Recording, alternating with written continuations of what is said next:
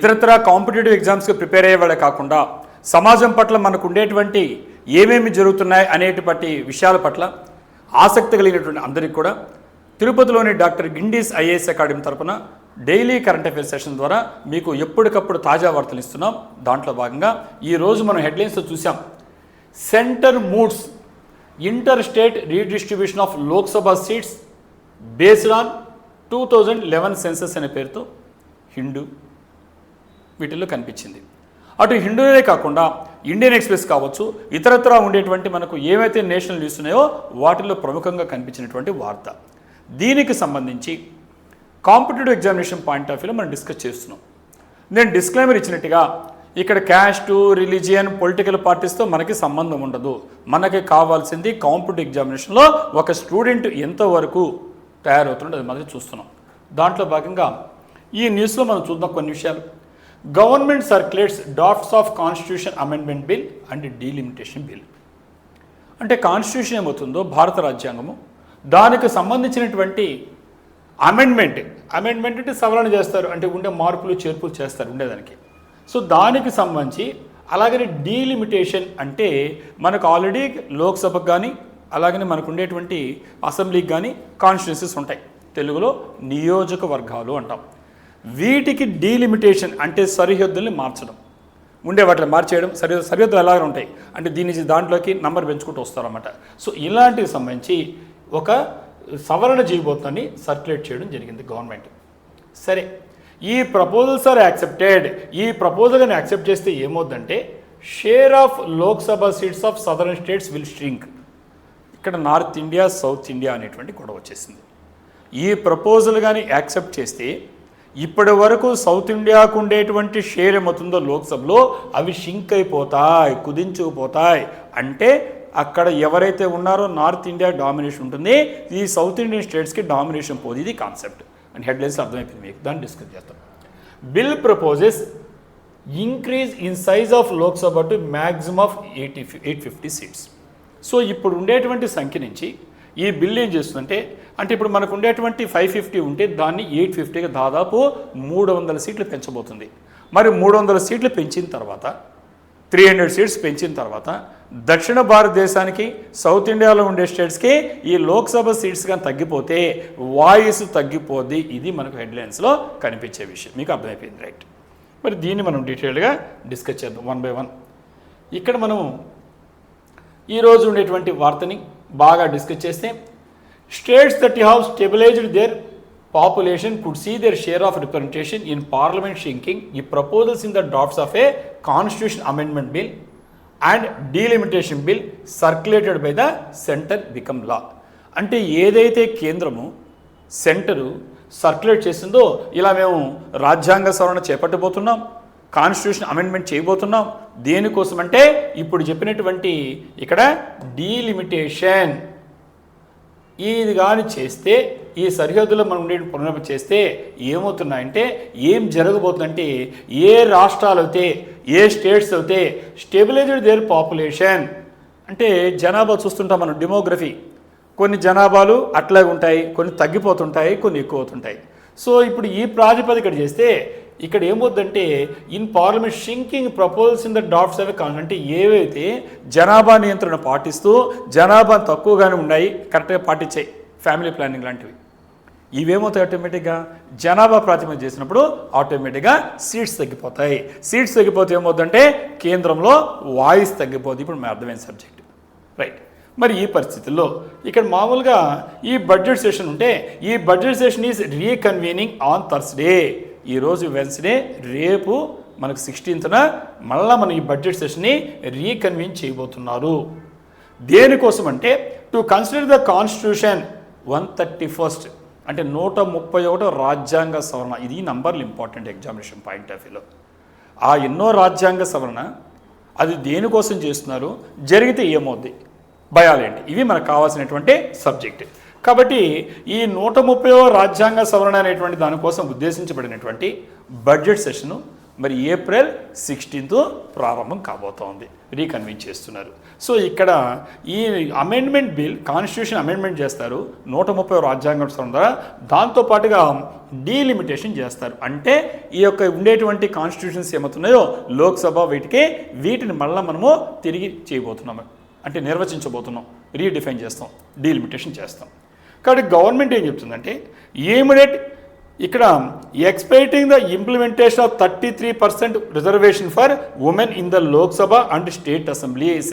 ఇక్కడ ప్రభుత్వం ఏం చెప్తా ఉందంటే ఏదైతే స్త్రీలకు 33% 33% ఉమెన్ రిజర్వేషన్ ఇవ్వాలనుకుంటున్నామో దానికోసంగా ఉద్దేశించబడిని చెప్తూ ఉంది ఇక్కడ గవర్నమెంట్ సైడ్. అది ఇప్పుడు పెట్టబోయేటువంటి ఏదైతే ఉందో ఈ బడ్జెట్ సెషన్లో ప్రత్యేకమైన సమావేశాలు ఏర్పాటు చేస్తున్నాం. ఇది దేనికంటే ఈ 130వ రాజ్యాంగ సవరణ ద్వారా మీకు ఏం జరగబోతుంది అంటే 33% రాబోయేటువంటి 2029 ఎన్నికల్లో మీకు లోక్సభల్లో కానీ అలాగే అసెంబ్లీస్లో కానీ 33% ఇస్తాం. ఆ విధంగా ఉమెన్ ఎంపవర్మెంట్, స్త్రీ సాధికారత సాధ్యపడుతుందని ఇది గవర్నమెంట్ చెబుతుంది. అయితే ఇక్కడ ఉండేటువంటి ఈ ప్రతిపక్షాలు ఏమవుతున్నాయో అపోజిషన్ పార్టీస్లో ముఖ్యంగా కాంగ్రెస్ చూస్తున్నాం. కాంగ్రెస్ ఏం చెప్తుందంటే government was using women's reservation as a facade to railroad interstate redistribution of Lok Sabha seats without consultation and ahead of the 2029 general election. ఇది కేవలము ఉమెన్ రిజర్వేషన్ చెప్తూ జనాలను మభ్యపెడుతూ ఇక్కడ ఏం చేయబోతుందంటే తనకు కావాల్సినటువంటి ఈ విధంగా ఇంటర్ స్టేట్ రీడిస్ట్రిబ్యూషన్, అంటే రాష్ట్రాల మధ్య ఈ మొత్తం సమీకరణాలు ఈక్వేషన్స్ మారిపోతాయి. 2029 వచ్చేటువంటి జనరల్ ఎలక్షన్స్ని దృష్టిలో ఉంచుకొని ఈ లోక్సభలో స్త్రీలకు ప్రాతినిధ్యం మనకు 33% ఇస్తాము అని బిల్లు వెనకాల ఉద్దేశం ఏంటంటే రాబోయే దాంట్లో ఈక్వేషన్స్ మార్చడమే ఈ ప్రధాన ఉద్దేశం అని ఇక్కడ అపోజిషన్ పార్టీ అయినటువంటి కాంగ్రెస్ ఆరోపిస్తుంది. ఎందుకంటే we will oppose this back door delimitation. దొడ్డిదారిన, బ్యాక్ డోర్ అంటే తెలుగులో చెప్పాలంటే ఈ దొడ్డిదారిన ఉమెన్ రిజర్వేషన్ సాగుతూ ఈ తెచ్చేటువంటి డీలిమిటేషన్ బిల్లు మేము వ్యతిరేకిస్తాము. We are 100% for women reservation. స్త్రీల రిజర్వేషన్ మేము వ్యతిరేకం కాదు, మేము వ్యతిరేకులని చెప్పేసి ముద్రేస్తుంది ప్రభుత్వము. మేము వ్యతిరేకం కాదు, వాళ్ళు సమర్థిస్తాము. అయితే demand it's immediate implementation with in the existing strength of the Lok Sabha. ఇప్పుడు లోక్సభలో ఎన్ని సీట్లు అవుతున్నాయో ఈ సీట్స్లో పెట్టేద్దాం 33%. కాబట్టి తర్వాత సెన్సస్ తీసుకొని 2029 వద్దు, ఇమ్మీడియట్గా మీరు చేస్తారో చేయండి, 33% రిజర్వేషన్ మేము ఆమోదిస్తాము. కాబట్టి సీట్లు పెంచేంత కాదు, ఇప్పుడు ఉండేటువంటి దాని ప్రకారంగా చేస్తామని ఇక్కడ ప్రధాన ప్రతిపక్షం చెప్తుంది. మరి ఇక్కడ ఏం చెప్తున్నారంటే వీళ్ళు in the proposals there is not a Whisper of the repeated assurance by the government that the inter state seat distribution percentages will remain intact. ఎక్కడ కూడా ప్రభుత్వం ఏంటంటే అయ్యా ఇప్పుడు చేయబోయేటువంటి దీనివల్ల మీకు ఇంటాక్ట్గా చెక్కు చెదరకుండా ఇప్పుడు ఉండేటువంటి ఒక రాష్ట్రానికి ఈక్వేషన్స్ ఉన్నాయి. ఏ రాష్ట్రంలో ఎన్ని లోక్సభ సీట్స్ ఉన్నాయి, ఇంకో రాష్ట్రంలో ఎన్ని ఉన్నాయి, ఇలాంటిది ఇంటాక్ట్గా చెక్కు చెదరకుండా మేము చేయబోయేదని చెప్తుందంటే చెప్పడం లేదు, అది ఖచ్చితమైన హామీని ఇవ్వడం లేదు. అంటే ఉద్దేశం ఏంటంటే ఇక్కడ ఉమెన్ రిజర్వేషన్ కాదు, కావాల్సింది ఏంటంటే వాళ్ళకి కావాల్సింది నియోజకవర్గాన్ని మొత్తం టోటల్గా రీలొకేట్ చేస్తూ వాళ్ళ డామినేషన్ పెంచుకోవడానికి ట్రై చేస్తున్నారు. 2029 ఎలక్షన్ని దృష్టిలో పెట్టుకుని వెళ్తున్నది వీళ్ళ ఆరోపణ. రైట్. మరి చూస్తే ఈ ప్రపోజల్స్ అనేటువంటిది ఇక్కడ emphatically seek to change the seat distribution. Indeed that is stated in the objects and reasons of the constitution amendment bill itself. Constitution అమెండ్మెంట్లో చెప్పేశారు, ఈ సవరణ పనులను చెప్పేశారు. ఇక్కడ ఏం చేయబోతారంటే సీట్ డిస్ట్రిబ్యూషన్ చేయబోతున్నారు. అంటే ఈ సీట్స్ని మళ్ళీ మనము రీడిస్ట్రిబ్యూట్ లాగా మనం డీలిమిటేషన్ చేయబోతున్నా చెప్తున్నారు. సో కాబట్టి ఇలాంటి పరిస్థితుల్లో ఈ వార్త మనకు చూస్తే ఇక్కడ ముఖ్యమైన అంశాలు చూద్దాం. ఈ ముఖ్యమైన అంశాల్లో ఇక్కడ మనం ముఖ్యంగా చూసినప్పుడు ఇక్కడ ఈ పాపులేషన్ ఫిగర్స్ లేటెస్ట్ ఉండేటువంటి సెన్సస్లో చూస్తే ఇక్కడ significant inter state and intra state population shifts కనిపిస్తున్నాయి. అంటే ఒక రాష్ట్రానికి రాష్ట్రంలో ఉండేటువంటి వాటిలో కూడా ఇక్కడ మనకు ఈ పాపులేషన్లో డెమోగ్రఫీలో ఉండేటువంటి మార్పులు మనం గమనించవచ్చు. కాబట్టి ఇక్కడ డ్రాఫ్ట్ ఏం చెప్తుందంటే ఈ డీలిమిటేషన్ బిల్లు మ్యాండేట్స్ దట్ ఈ shall be the duty of the commission to readjust. కాబట్టి కమిషన్ ఏం చేయాలి, ఖచ్చితంగా ఈ సెన్సస్ అయిన తర్వాత మనం ఇప్పుడు సెన్సస్ జరుగుతుందో తెలుసు మీకు, జనాభా లెక్కలు జరుగుతున్నాయి. సో దీని తర్వాత ఈ కమిషన్ ఏం చేయాలంటే రీఅడ్జస్ట్ చేయాలి. అంటే ఇప్పుడు ఉండేటువంటి నియోజకవర్గాల్ని మార్చాల్సి వస్తుంది. ఏ బేస్ మీదుగా? లేటెస్ట్ సెన్సస్ ఫిగర్, ఇప్పుడు తీసుకునేటువంటి సెన్సస్ ఫిగర్ ఆధారంగా చేయాలని చెప్తుంది. The allocation share of Lok Sabha seats rise from 43.06% to 48.12%.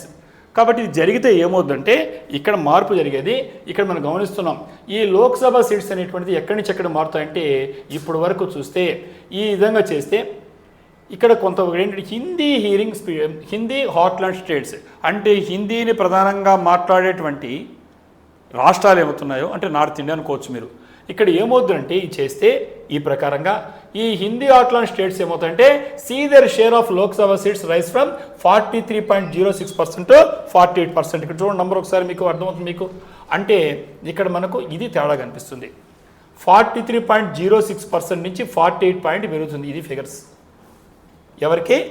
హిందీని ప్రధానంగా మాట్లాడేటువంటి రాష్ట్రాలు అంటే నార్త్ ఇండియాకి డామినేషన్ వస్తుంది అబ్జెక్షన్ ఇక్కడ. కాబట్టి ఇక్కడ నుంచి ఇంత పర్సెంటేజ్ పెరుగుతుంది. అదే సదరన్ స్టేట్స్కి ఏమవుతాయంటే షింక్ అయిపోతాయి సీట్స్. ఎక్కడి నుంచి ఎక్కడ మారిపోతాయి? 24.31% నుంచి 20.7%కి. ఇప్పుడు మీకు అర్థమైంది. అంటే సెన్సస్ని ఇప్పుడు ఉండేటువంటి దాని ప్రకారం మాకు అభ్యంతరం లేదు ఇప్పుడు యాజ్డీస్గా. అలా కాకుండా సెన్సస్ అయిన తర్వాత జనాభా లెక్కలు తీసి మీరు చేస్తే ఏమవుతుందంటే ఇప్పుడు మొత్తం డెమోగ్రఫీ మారిపోయి ఉంటుంది. ఆ ప్రకారంగా చూసినప్పుడు ఇక ఎక్కువ ఎవరికి వస్తుందంటే పాపులేషన్ పెరిగింది నార్త్ ఇండియాలో ఉంది. ఆ ప్రకారంగా మళ్ళీ రీడిస్ట్రిబ్యూషన్ చేయడం వల్ల వాళ్ళకేమో ఇక్కడ మనకు ఈ 43.06 నుంచి 48 అంటే దాదాపు 5% పైగా సీట్లు పెరిగిపోతాయి, డామినేషన్ వస్తుంది. సౌత్ ఇండియాకి వచ్చే కాళ్ళకి 24.31 నుంచి 20.7% దాదాపు 4% తగ్గిపోతుంది. ఇది చాలా మార్పుకు దారితీస్తుంది ఈ యొక్క రాష్ట్రాలు భయం. కాబట్టి ఇక కాంబినేషన్ చూస్తే ఈ బిల్స్ యొక్క ప్రపోజ్ ఏంటంటే inter state redistribution of Lok Sabha seats based on the latest census figure. కాబట్టి తాజాగా ఉండేటువంటి ఈ సెన్సస్ ఫిగర్స్ ఏమవుతున్నాయో ఈ జనాభా లెక్కలు ఏమవుతున్నాయో దాని ప్రకారంగా ఇంటర్ స్టేట్ రీడిస్ట్రిబ్యూషన్ జరగాలి. అలాగనే increase in the size of the Lok Sabha to maximum of 850 seats to 850 seats నుంచి 815 for states and 35 union territory. అంటే ఇప్పుడు ఉండేటువంటి సీట్స్ ఏమవుతున్నాయో దీన్ని పెంచుతారు. ఎలా పెంచుతారంటే మన స్టేట్స్ ఉంటాయి, యూనియన్ టెరిటరీస్ ఉంటాయి తెలుసు మీకు. ఇక్కడ ఉండేటువంటి దాంట్లో ఈ స్టేట్స్కి 815 అలాగనే యూనియన్ టెరిటరీ 35. సో ఈ విధంగా టోటల్గా వచ్చేది 850 సీట్స్ వస్తాయి. యూనియన్ టెరిటరీస్ ఎంత వస్తాయమ్మా? 35 ప్రపోజల్. స్టేట్స్కి ఎన్ని వస్తాయి? 815. సో ఆ విధంగా ఇప్పుడు ఉండేటువంటి సీలింగ్ 550 ఉంటే ఇప్పుడు మనకి ఏం చేస్తారంటే ఇది 850 పెంచుతారు. 850కి పెంచేది ఒక ప్రపోజల్ అన్నమాట, అంటే డీలిమిటేషన్ బిల్ యొక్క ప్రపోజల్. కానీ ఇక్కడ ప్రాబ్లం అంతా ఎక్కడ ఉందంటే నార్త్కి సౌత్కి చూసినప్పుడు మీకు డిఫరెన్స్ అర్థమైంది. అందువల్ల వీళ్ళు ఏమంటారంటే అపోజిషన్ పార్టీస్ మేము ఉమెన్ బిల్కి వ్యతిరేకం కాదు, 33% పెట్టండి, కానీ ఇప్పుడు ఉండేటువంటి సెన్సస్ ఏమవుతుందో దాని ఆధారంగా చేయండి, కొత్తగా చేసే సెన్సస్నే మొత్తం డెమోగ్రఫీ చేంజ్ అయిపోయింది. సో అందువల్ల ఏమవుతుంది డీలిమిటేషన్ జరిగితే ఇక్కడ సౌదరన్ స్టేట్స్ నష్టపోతాయనేది ఇక్కడ అబ్జెక్షన్ కనిపిస్తుంది మనకి. సో కాబట్టి మనం ఇలా చూసినప్పుడు under the existing constitutional scheme Lok Sabha seats are distributed between the states on the basis of 1971 census and within ఈ state on the basis of the 2001 census. Sir ఇప్పుడు మీకు ఒకటి వస్తుంది, మీకు ఇంపార్టెంట్ పాయింట్. మీకు ఇప్పుడు ప్రస్తుతం ఉండేటువంటి ఏ ఆధారంగా ఉన్నాయంటే ప్రస్తుతం మనకు ఉండేటువంటి ఏ సీట్స్ అయితే 550 ఉన్నాయో ఈ 550 దేని ఆధారంగా ఉన్నాయంటే ఇప్పుడు మీరు చూస్తే మీకు అర్థమవుతుంది. ఇక్కడ మనకు 1971 సెన్సెస్ ఆధారంగా మనకు ఉండేటువంటి ఈ లోక్సభ సీట్స్ ఉన్నాయి. ఈ ఫిగర్ గుర్తుపెట్టుకోండమ్మా, 1971 సెన్సెస్, 1971 జనాభా లెక్కల ప్రకారంగా ఇప్పుడు ప్రస్తుతం ఉండేటువంటి లోక్సభ సీట్స్ ఉన్నాయి. మరి రాష్ట్రాల్లో ఉండేటువంటి అసెంబ్లీ సీట్స్ ఏ ప్రకారం అంటే 2001 సెన్సెస్, 2001 సెన్సెస్. 2 సెన్సెస్ గుర్తుపెట్టుకోండి. ఇక్కడ లోక్సభకి వేరే లెక్క ప్రకారం వచ్చే సీట్స్, అలాగనే రాష్ట్రాలకు ఉండేటువంటి అసెంబ్లీకి ఉండేటువంటి సీట్స్ వేరే ఉన్నాయి. సో కాబట్టి ఇక్కడ 1971 సెన్సెస్ ఆధారంగా లోక్సభ సీట్స్ ఉన్నాయి ప్రస్తుతానికి మనం ఉండేది. సో అలాగనే మనకు ఉండేటువంటి 2001 ప్రకారంగా మనకు ఉండేటువంటి ప్రతి రాష్ట్రంలో ఉండేటువంటి అసెంబ్లీ సీట్స్ ఉన్నాయి. మరి ఇక్కడ ఆర్టికల్ 82 అనేది కూడా చాలా ఇంపార్టెంట్ మీకు. ఆర్టికల్ 82 ఏం చెప్తుంది అంటే provides that this arrangement, A arrangement ఇప్పుడు మనకు ఉండేటువంటి 1971 సెన్సస్ ప్రకారంగా ఉండేటువంటి లోక్సభ సీట్స్ కానీ లేదు 2001 సెన్సస్ ప్రకారంగా తీసినటువంటి అసెంబ్లీలో ఉండేటువంటి సీట్స్ కానీ ఆర్టికల్ 82 ప్రకారంగా ఏం చెప్తుందంటే ఇక ఆర్టికల్ 82 ఇంపార్టెంట్ ఏం చెప్తుందంటే ఈ అరేంజ్మెంట్ ఎప్పుడు దాకా కంటిన్యూ అవుతుందంటే until the relevant figures for the first census taken after the year 2026 have been published. 2026 తర్వాత ఏదైతే మొట్టమొదటి ఫస్ట్ సెన్సస్ తీసుకుంటారో అది ప్రచురించినప్పుడు వరకు ఇప్పుడు నేటి ఉంటుందని చెప్పారు. ఇది చాలా ఇంపార్టెంట్ మీ పాయింట్. మీకు ఇండియన్ పాలిటీలో మనకు వస్తుంది, మీకు గవర్నెన్స్లో మనకు వస్తుంది, ఇంటర్ స్టేట్స్ రిలేషన్స్లో మనకు వస్తుంది, కరెంట్ అఫైర్స్ కింద ఇలా యాడ్ చేసుకోవాలి. అర్థమవుతుంది మీకు. కాబట్టి ఇక్కడ చెప్పేది ఏంటంటే ఏవైతే ఇక్కడ మనకు 2026లో ఉండేటువంటి మొదట తీసుకునేటువంటి సెన్సస్ వరకు ఇప్పుడు చెప్పినటువంటి ఈ బేస్ కంటిన్యూ అవుతుంది ఉంది. ఏ దేని ప్రకారం ఉంది? ఆర్టికల్ 82. ఇప్పుడు ఏం చెప్తా ఉంటారు? ఇప్పుడు మొత్తం టోటల్గా సెన్సస్ తీస్తున్న 27. ఈ సెన్సస్ తర్వాత అంటే ఇది ఎగిరిపోతే దాని తర్వాత ఏమొస్తుందంటే ఇప్పుడు మనం చూస్తాం. ఇక్కడ ఒక్కసారి మీకు క్లియర్గా అర్థమవుద్ది. ఇక్కడ ఒకసారి చూడండి ఫిగర్స్. మీకు జమ్మూ కాశ్మీర్ ఇక్కడ ఉంది, ఇక్కడ మీకు క్లియర్గా ఇచ్చారమ్మా. ఈ చేంజ్ ఇన్ సీట్స్ ఈ రాష్ట్రాల్లో సీట్స్ ఎలా మారుతాయి? ఇది మైనస్ ఈ కలర్ కానీ ఉంటే ఇటు అయితే ప్లస్ బ్లూ కలర్ ఉంటాయి. ఇక్కడ ఉండేది చూస్తే ఇది స్నఫ్ కలర్ లాంటిది, ఇది మైనస్, ఇటు పోతే 13 అంటే 13 పెరుగుతున్నాయి. ఇక్కడ చూసారు కదా change in seats minus plus. ఇక్కడ రాజస్థాన్ చూడండి, యూపీ చూడండి, యూపీలో పెరుగుతాయి తగ్గుతాయా? ఇంక్రీజ్ అవుతున్నాయి ఈ బ్లూ కలర్. రాజస్థాన్లో కూడా 8 సీట్స్ పెరుగుతున్నాయి, బీహార్లో 10, జమ్మూ కాశ్మీర్లో లైట్గా 3. ఇక్కడికి వచ్చే కాళ్ళకి చేంజ్ విపరీతంగా అంటే ఎఫెక్ట్ కొట్టమేది. ఇక్కడ ఏ రాష్ట్ర విద్య అర్థమైంది మీకు? ఏ స్టేట్ ఇది? తమిళనాడు.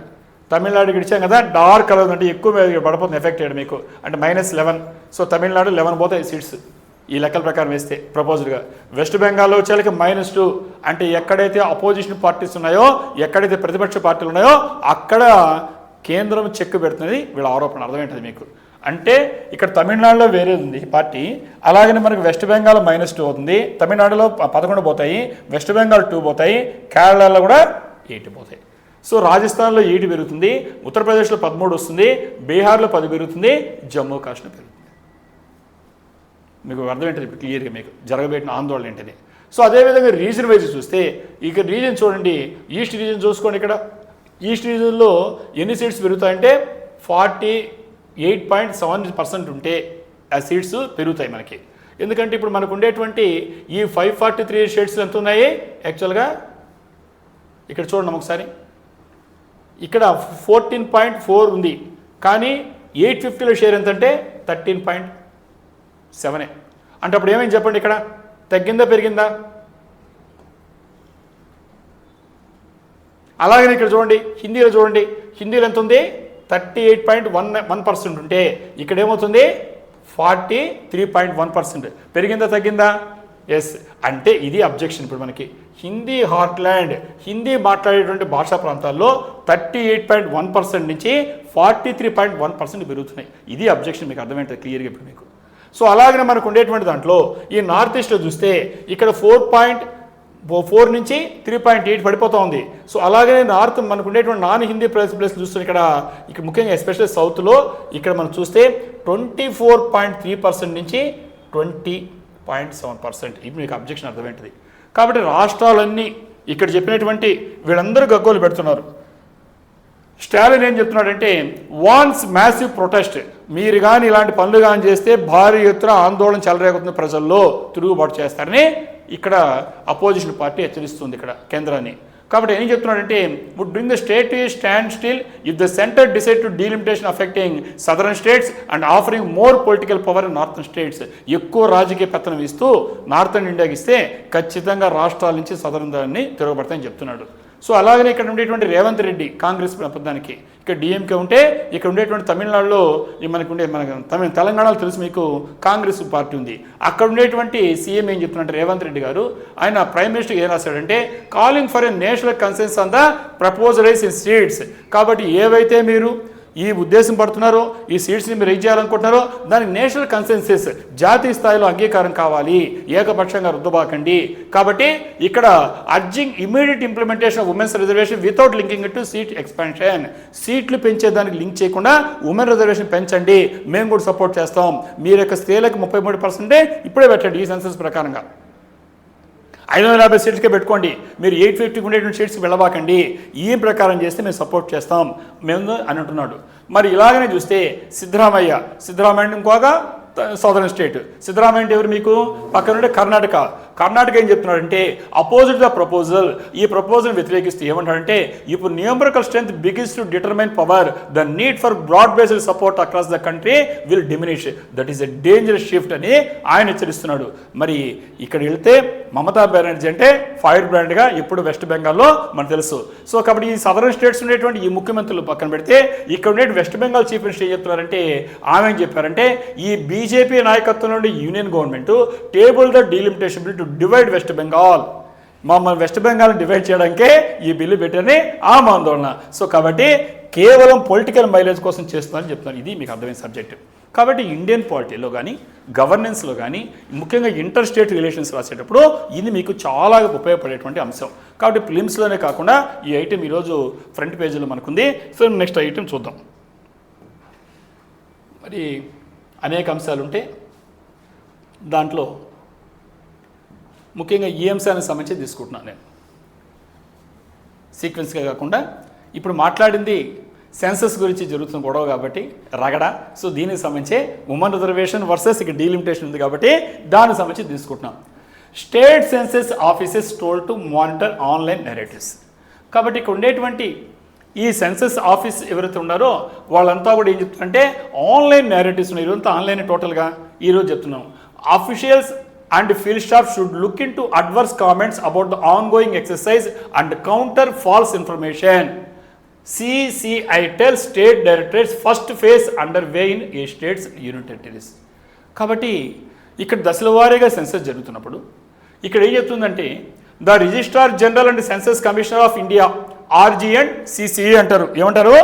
RG and CCI. కాబట్టి registrar general and census commission of India ఏం చెప్తున్నారంటే RG అండ్ CCI ఏం చెప్తున్నారంటే ఇక్కడ ఉండేటువంటి సెన్సస్ డైరెక్టరేట్స్ ఉంటాయి రాష్ట్రాల్లో, వాళ్ళకి ఏమని ఆదేశిస్తున్నాడంటే monitor social media narratives round the clock 24/7లో మీరు గమనిస్తూ రండి. మీడియాలో వచ్చే మీడియా ఏదైనా కావచ్చు, ఎలక్ట్రానిక్ మీడియా కావచ్చు, ప్రింట్ మీడియా కావచ్చు, వచ్చేటువంటి నేరేటివ్స్ కథనాలను ఎప్పటికప్పుడు జాగ్రత్తగా ఉండండి ఇది తీసేటప్పుడు. ఎందుకంటే ఈ first phase of the census 2027, మనం ఇప్పుడు 26లో ఉన్నాం, ఇప్పుడు రాబోయేటువంటి 27 అంటాం. మీ కోవిడ్ వల్ల మీకు ఆగిపోయింది. 2011 తర్వాత 2021 జరగాలి, ఆగింది తెలుసు మీకు కోవిడ్ వల్ల, పాండమిక్ వల్ల. అందువల్ల 2020లో చేపడుతున్నాం. సో కాబట్టి ఇది జాతీయ స్థాయిలో మొత్తాన్ని మార్చేస్తుంది, పొలిటికల్గానే కాకుండా అన్ని రకాలైనటువంటి టోటల్గా సెన్సస్ ఇంపార్టెంట్. ఒక ప్లాన్ ఉండాలన్నా, ఒక ప్రణాళిక ఉండాలన్నా ఎవ్రీథింగ్ అర్థమైపోయింది మీకు. సో కాబట్టి చాలా ఇంపార్టెంట్, కాబట్టి చాలా జాగ్రత్తగా ఉండండి. మీడియాలో వచ్చే కథనాల పట్ల మీరు 24/7 రౌండ్ ద క్లాక్ అలర్ట్గా ఉండండి అంటూ ఇక్కడ ఉండేటువంటి registrar general and census commissioner of India అంటాం. సో ఇది గురించి సపరేట్గా ఎవరు అపాయింట్ చేస్తారో ఇవన్నీ కూడా ఈ టైంలో మీరు చెక్ చేసుకోవాల్సిన అవసరం ఉంది. నెక్స్ట్, సో ఇక్కడ ఏం చెప్తున్నారంటే మనకు ఈ ఫస్ట్ ఫేజ్ జరిగేటువంటి దాంట్లో ఈ house listing and housing operations HLO అంటారు. అంటే ప్రతి ఇంటికి వస్తారు, లిస్ట్ అవుట్ చేస్తారు, ఆ విధంగా చేసి హౌసింగ్ ఆపరేట్ చేస్తాడు. ఇది మనకు kicked of on April 1 in 8 states and union territories. 8 రాష్ట్రాల్లో యూనియన్ టెరిటరీస్లో ఇప్పుడు దీనికి సంబంధించినది మనకు కథ స్టార్ట్ అయింది. ఇక్కడ ప్రయర్ టు దట్ దీనికి ముందు ఏం చెప్పిందంటే లాంచ్డ్ సెల్ఫ్ ఎన్యూమరేషన్ పోర్టల్. ప్రతి ఒక్కరు కూడా నీకు ఎవరైనా ఓటర్ హక్కు ఉండేటంటే నీకు వాటిని నమోదు చేసుకోవడానికి ఇక్కడ మీకు అవకాశం ఇచ్చారు. జనాభా దాంట్లో సెల్ఫ్ ఎన్యూమరేషన్ ఇచ్చారు. ఇచ్చిన తర్వాత ఈ ఆన్లైన్ ఎన్యూమరేషన్ అయిపోయిన తర్వాత దాని తర్వాత వెంటనే స్టార్ట్ అయిందంటే డోర్ టు డోర్ విజిట్. అంటే ప్రతి ఇంటికి వచ్చి ఇంటింటికి వచ్చి జనాభా లెక్కలు చేయడం మొదలు పెడుతున్నారు. కాబట్టి census enumerators from April 15 wear the details will be verified. So మనం సెల్ఫ్ ఎన్యూమరేషన్ నమోదు చేసుకోవచ్చు, ఇప్పుడు చేసుకోవచ్చు. ఇది దీని తర్వాత ఈరోజు April 14 15 కదా ఈరోజు స్టార్ట్ అయింది. April 15లో ఇక్కడి నుంచి ఈ సెన్సస్ ఎన్యూమరేటర్స్ ఎవరైతే జనాభా లెక్కలు చూస్తున్నారో వీళ్ళు డోర్ టు డోరు ఇంటికి వచ్చి ఇచ్చినటువంటి నమోదు ప్రకారం చేసుకునే వివరాలు కరెక్టా కాదా, ఆ ఇంట్లో ఉన్నారా లేదా, ఈ వివరాలు కరెక్టా కాదా అనేటువంటి వెరిఫై చేస్తారు.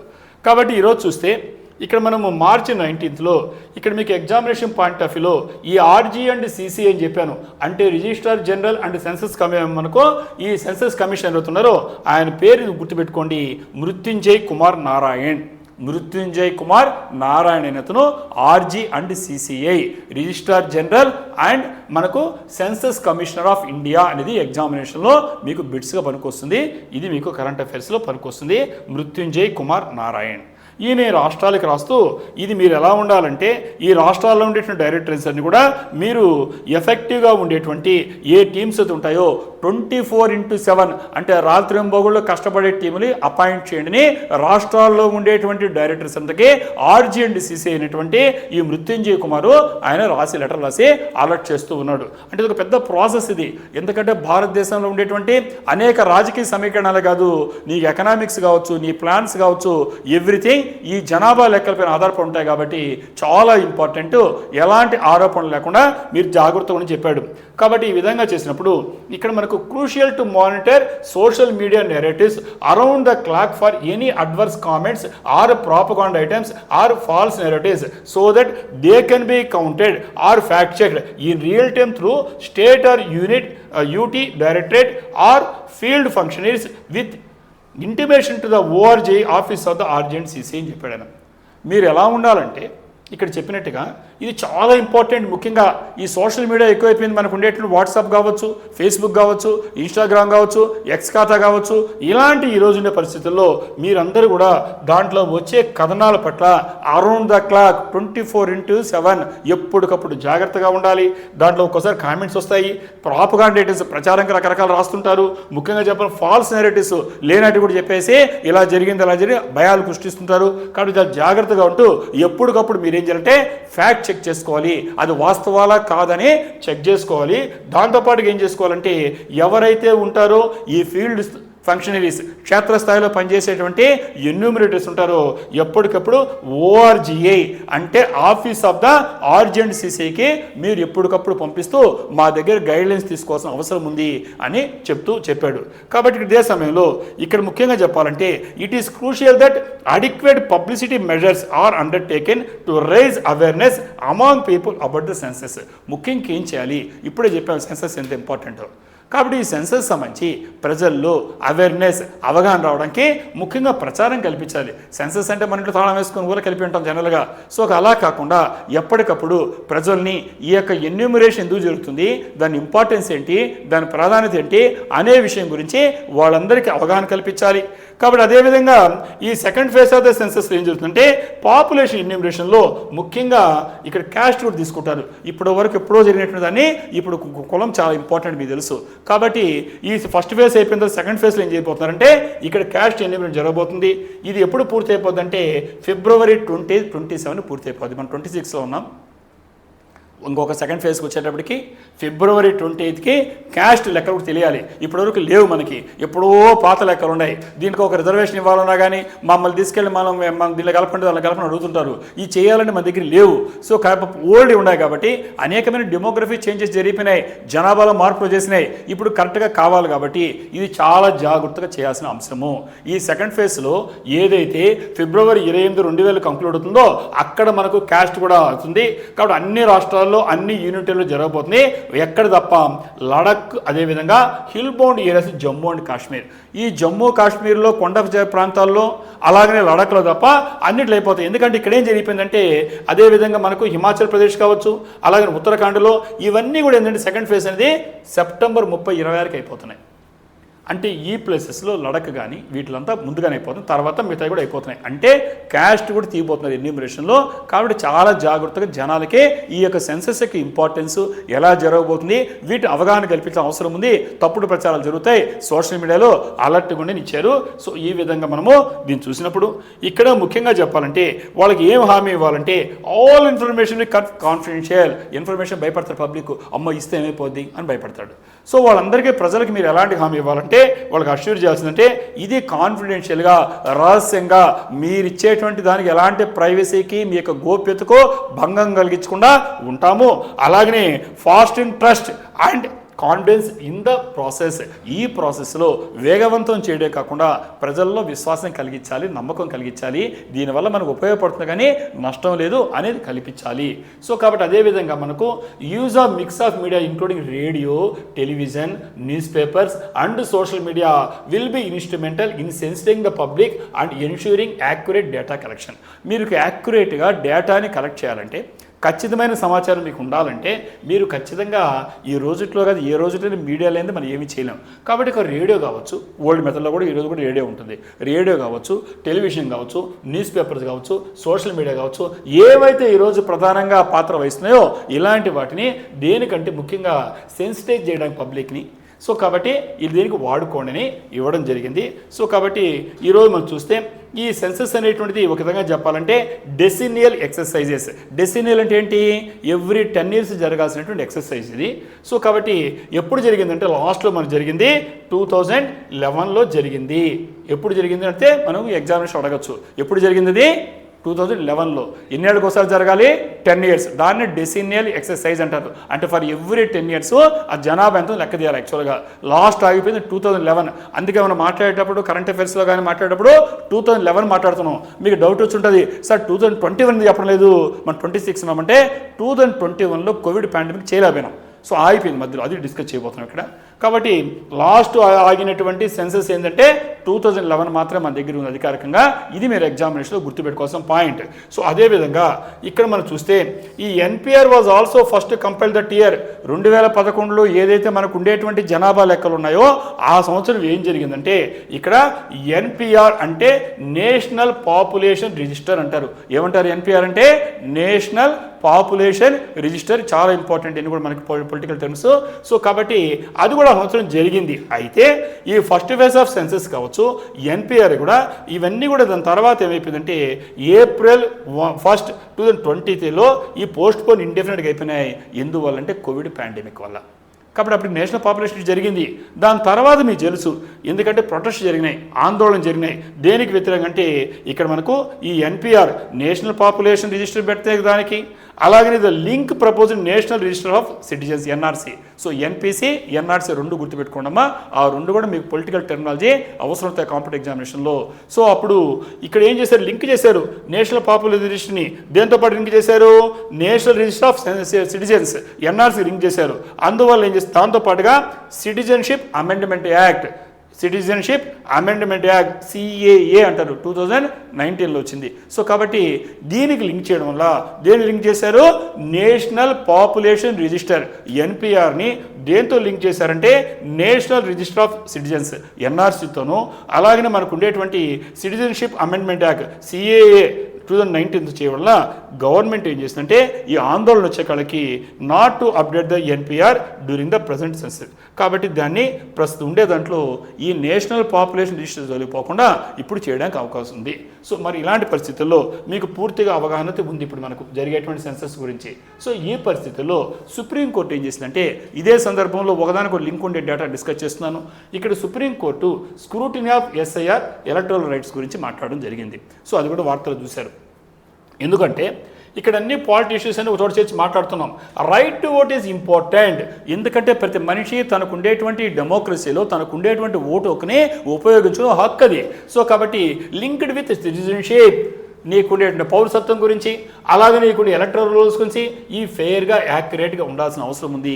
కాబట్టి ప్రజాస్వామ్యంలో ఓటు హక్కు చాలా ఇంపార్టెంట్. మరి వార్తల్లోకి ఎందుకు చూస్తున్నామంటే సుప్రీంకోర్టు గౌరవ సర్వోన్నత న్యాయస్థానం ఏం చేసిందంటే ఈ ఎలక్షన్ కమిషన్ని క్వశ్చన్ చేసింది. ఎందుకంటే ఈ ఓటర్ లిస్టులో రివిజన్ ఏవైతే జరిగిందో సర్ అనే పేరుతో పిలుస్తున్నామో, స్పెషల్ ఇంటెన్సివ్ రివిజన్ పేరుతో పిలుస్తున్నామో, ఈ ప్రత్యేకంగా దానితో సమీక్షించడం జరిగిందామో, దీని గురించి వెస్ట్ బెంగాల్ నుంచి ఇక్కడ ఈ కోర్టులో క్వశ్చన్ ఇచ్చాయి. కాబట్టి గత 2 రోజుల నుంచి న్యూస్లో మీరు చూసుంటారు. ఇక్కడ ముఖ్యంగా గమనించుకోవాల్సింది ఇక్కడ దాదాపుగా 34 lakh మనకుండే అప్పీల్స్ అనేది ఈ రివిజన్ సందర్భంగా వచ్చాయి. అంటే 34 లక్షల మంది మాకు ఓటు హక్కు కోల్పోయినాము అని రావడం జరిగింది. సో ఇక్కడ 34 లక్షలు అనేది కాదు, ఇక్కడ ఇది ఏంటంటే ఒక హక్కు అది అని కామెంట్ చేసింది. సో ఇక్కడ ముఖ్యంగా 19 అప్పీలేట్ ట్రిబ్యునల్స్ ఇన్వాల్వ్ అయ్యాయి. 19 అప్పీలేట్, అంటే నీకు ఏదైనా అన్యాయం జరిగింది దానికి వెళ్ళి అప్పీల్ చేస్తావు. అలాంటి ట్రిబ్యునల్స్ 19 ఉన్నాయి. సో అలాగే మనకు over 1 lakh pending cases for tribunal. ఒక్కొక్క ట్రిబ్యునల్కి దాదాపు 1,00,000 మనకు ఈ విధంగా ఉన్నాయి. సో ఇలాంటి పరిస్థితుల్లో మీకంతా గుర్తుపెట్టుకోవాల్సింది, ఈ స్పెషల్ ఇంటెన్సివ్ రివిజన్ అంటే రకరకాల ఆందోళనలు ఉన్నాయి. నా ఓటు హక్కును తొలగిస్తున్నారన్నారు. తొలగించడమే కాదు, అక్కడ చేర్చచ్చు. అంటే చనిపోయిన వాళ్ళు ఉంటారు, ఎక్కడికో మైగ్రేట్ అయిపోయి ఉంటారు, రకరకాలుగా ఉండేవాళ్ళని మనం దాన్ని రివ్యూ చేస్తారు. ఇక్కడ వీళ్ళు ఏంటంటే దీంట్లో ఇదే సందర్భంలో ఇంకో వార్త కూడా చూసుంటారు. ఎందుకంటే చాలామందికి అంతమందికి వెళ్ళిపోయారంటే ఒక యాంగిల్ నిజంగానే గల్లంతేనాయా, అదే సందర్భంలో ఏం గుర్తుపెట్టుకోవాలని అన్ని దొంగ ఓట్లు ఉన్నాయా ఇంతమంది తెలియదు మనకి. సో ఇలాంటివి స్టేట్ వైడ్గా డిస్కస్ చేసిన ఐటమ్ ఉంటుంది.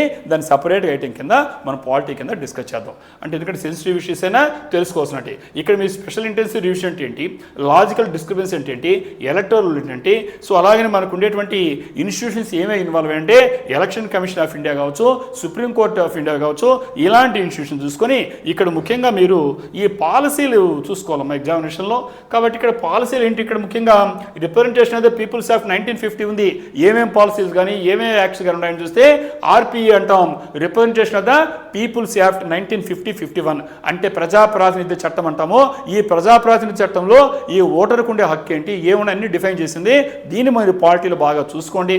అదేవిధంగా మీకు ఉండేటువంటి ఆర్టికల్స్ ఉండేటువంటి ఏమవుతున్నాయో ఇక్కడ ప్రత్యేకంగా ఆర్టికల్ 324 ఈసీ పవర్స్ గురించి, ఆర్టికల్ 326 అడల్ట్ సఫరేజ్ వయోజన ఓటు హక్కు గురించి చెప్పింది. ఈ రెండు ఆర్టికల్ చూసుకోండమ్మా. ఆర్టికల్ 324 ఈసీ పవర్స్, ఎలక్షన్ కమిషన్కు ఉండేటువంటి పవర్స్ అధికారాల గురించి చెప్తే, ఆర్టికల్ 326 ఏం చెప్తుందంటే అడల్ట్ సఫరేజ్. అడల్ట్ సఫరేజ్ అంటే వయోజన ఓటు హక్కు. ఎవరైతే వయోజనులు అవుతారో, అడల్ట్స్ అవుతారో వాళ్ళకు ఉండేటువంటి ప్రత్యేకమైన హక్కు వయోజన ఓటు హక్కు, అడల్ట్ సఫరేజ్ అంటాం. ఇక్కడ ఆర్టికల్ 326 ఇవి ఈ సందర్భంలో ఇలాంటివి ఎగ్జామినేషన్లో మనకు బిట్స్ కింద రావడం అవకాశం ఉంటుంది. కాబట్టి ఇవి చూసుకోండి. సో అలాగనే మనం డైరెక్ట్గా ఎగ్జామ్ చూస్తే టేక్ అవేస్ కింద voting right linked with elector roll inclusion. కాబట్టి నీకు ఎప్పుడు వస్తుంది ఓటు హక్కు, ఎలక్టర్ రోల్తో లింక్ అయింది అంటే ఇంక్లూడ్ కావాలి. ఎన్నికల జాబితాలో నీ పేరు ఉంటేనే నువ్వు ఓటు వేయడం కూడా, లేకపోతే లేదు నీకు. సో మన సినిమాలు కూడా చూస్తుంటారు మీరు, నోటా లాంటివి, ఓటు హక్కు లేకపోవడం ఇలాంటివి. ఇప్పుడు ఈ ఆందోళనలు ఇవన్నీ లింకప్ చేస్తే టోటల్ డేటా తీసుకుంటే ఒకదానికొకటి లింక్ మీకు అర్థమైంది.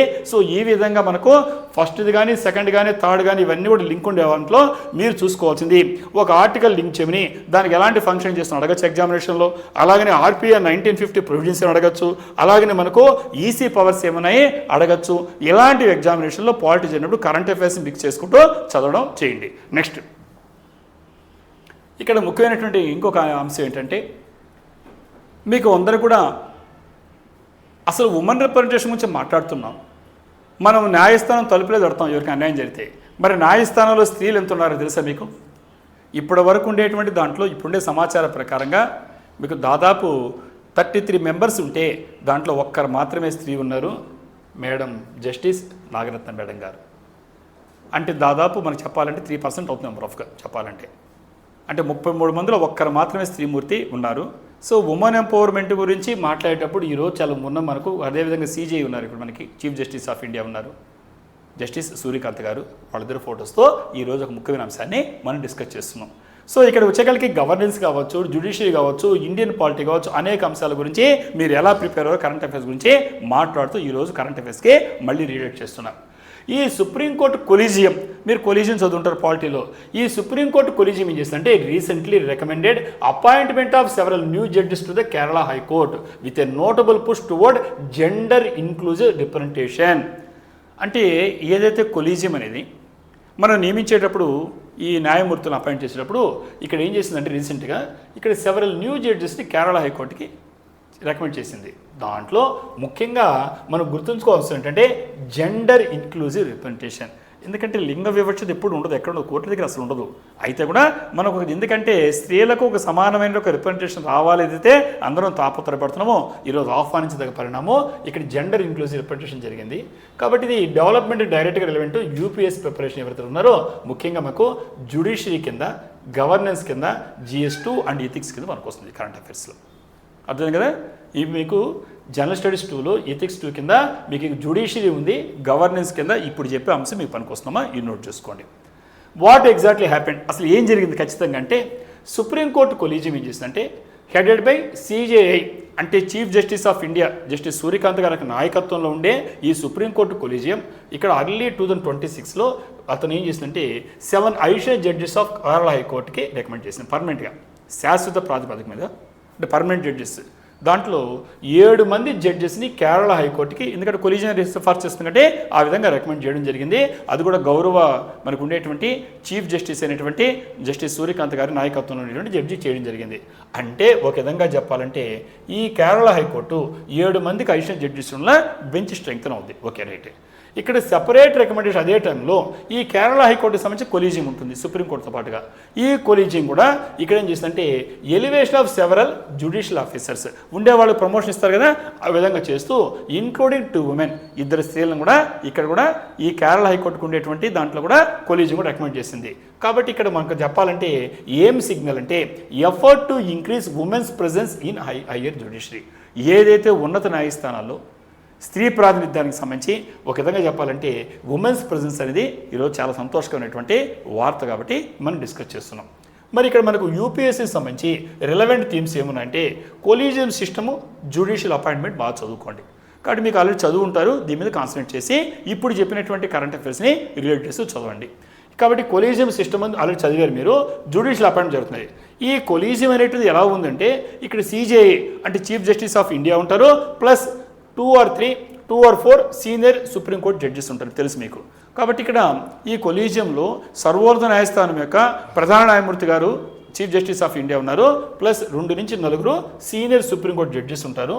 వాళ్ళు ఎట్లా ఉంటుందంటే డిఫాక్టో మెకానిజం, అంటే ఒక విధంగా జరగాలంటే మెకానిజం ఉంది for appointing and transferring judges in the supreme court and high courts. కాబట్టి హైకోర్టులో కావచ్చు, సుప్రీంకోర్టులో కావచ్చు, ఇక్కడ ఉండేటువంటి జడ్జెస్ని మనం అపాయింట్ చేయాలన్నా కానీ, లేదా ట్రాన్స్ఫర్ చేయాలన్నా కానీ, ఒక చోట నుంచి బదిలీ చేయాలన్నా కానీ ఇక్కడ చేస్తుంది deriving it's authority from the second judges case, third judges case. మీరందరూ నోట్ చేసుకోండి, second judges case, third judges case note చేసుకోండి.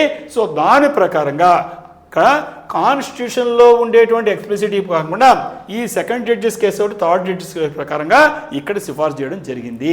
ఇది ఇంపార్టెంట్, మీకు అర్థమైందా? సో మనకు మీరు చెక్ చేసుకోవాల్సింది సెకండ్ జడ్జెస్ కేసు ఏంటి, థర్డ్ జడ్జెస్ కేసు ఏంటి, అవి చూసుకోవాలి. కాబట్టి కాన్స్టిట్యూషన్లో వివరించే ప్రకారంగా దాని ప్రకారం కంటే ఇలా చేయడం జరిగింది. సో ఇలాగ మనం ముఖ్యంగా చూసినప్పుడు ఈ కేరళని ఒక స్పెసిఫిక్ ఎగ్జాంపుల్గా తీసుకుంటే ఇక్కడ యూపీఎస్సీ ఆన్సర్కి పనికొస్తుంది. ఇది ఏం చేస్తుందంటే how collegium currently operates in practice, అంటే ప్రాక్టికల్గా చూస్తే కొలీజియం ఏ రకంగా పనిచేస్తుందో ఈ కేరళ కేసుతో ఎక్స్ప్లెయిన్ చేయొచ్చు. ముఖ్యంగా చెప్పాలంటే మనకు ఈ national judicial appointments commission NJAC అంటాం, ఏమంటామో NJAC national judicial appointments commission ఏమవుతుందో దీనిపైన నడుస్తున్నటువంటి ఇప్పుడు ఉండేటువంటి డిబేట్లో ఈ థీమ్ని మీరు ఎగ్జామినేషన్ రాయడానికి ఉపయోగించుకోవడం పనికొస్తుంది. నెక్స్ట్ ఇక్కడ మనం చూసినప్పుడు ఈ judicial gender gap and diversity చూద్దాం. రీసెంట్గా ఉండే డేటా చూస్తే ఇక్కడ మనకు ఈ consistent under representation of women in higher court appointments, ఈ హయ్యర్ కోర్ట్ యొక్క అపాయింట్మెంట్స్లో మనకు తగినటువంటి ప్రాతినిధ్యం స్త్రీలకు లభించలేదు అనిపిస్తుంది. కాబట్టి any move that increases the number of women in high court. కాబట్టి ముఖ్యంగా కేరళ లాంటి ఎగ్జాంపుల్ తీసుకుంటే ఏ మూవ్ అయినా సరే స్త్రీలకు ప్రాతినిధ్యం లభిస్తుంది అనేటువంటి ఏ ప్రయత్నం అయినా సరే ఖచ్చితంగా useful case for gender justice, important term gender justice. కాబట్టి జెండర్ జస్టిస్కి సంబంధించినటువంటి ఒక ముఖ్యమైన కేసు అవుతుంది. అలాగే జ్యుడిషియల్ రిఫార్మ్స్, న్యాయ వ్యవస్థలో ఉండేటువంటి సంస్కరణలకు, అలాగే ఇన్స్టిట్యూషనల్ అకౌంటబిలిటీ, అంటే ఏ రకంగా ఈ 3 రకాలైన వాటికి మీకు కేరళ కేసు అనేది అటు జెండర్ జస్టిస్కి, జ్యుడిషియల్ రిఫార్మ్స్కి, అలాగనే ఇన్స్టిట్యూషనల్ అకౌంటబిలిటీకి మీరు ఆన్సర్ రాసేటప్పుడు ఈ కేసుని కేరళ కేసుని రాస్తూ, అంటే ఏ విధంగా స్త్రీలకు ప్రాతినిధ్యం వల్ల వాళ్ళకు ఇది లభిస్తుందో ఇది రాయండి. అలాగనే మనకు ఉండేటువంటి ఈ బ్రాడర్ థీమ్స్ని లింక్ చేయొచ్చు. ఏంటి బ్రాడర్ థీమ్స్ అంటే నీడ్ ఫర్ ట్రాన్స్పరెంట్ ఎంఓపి.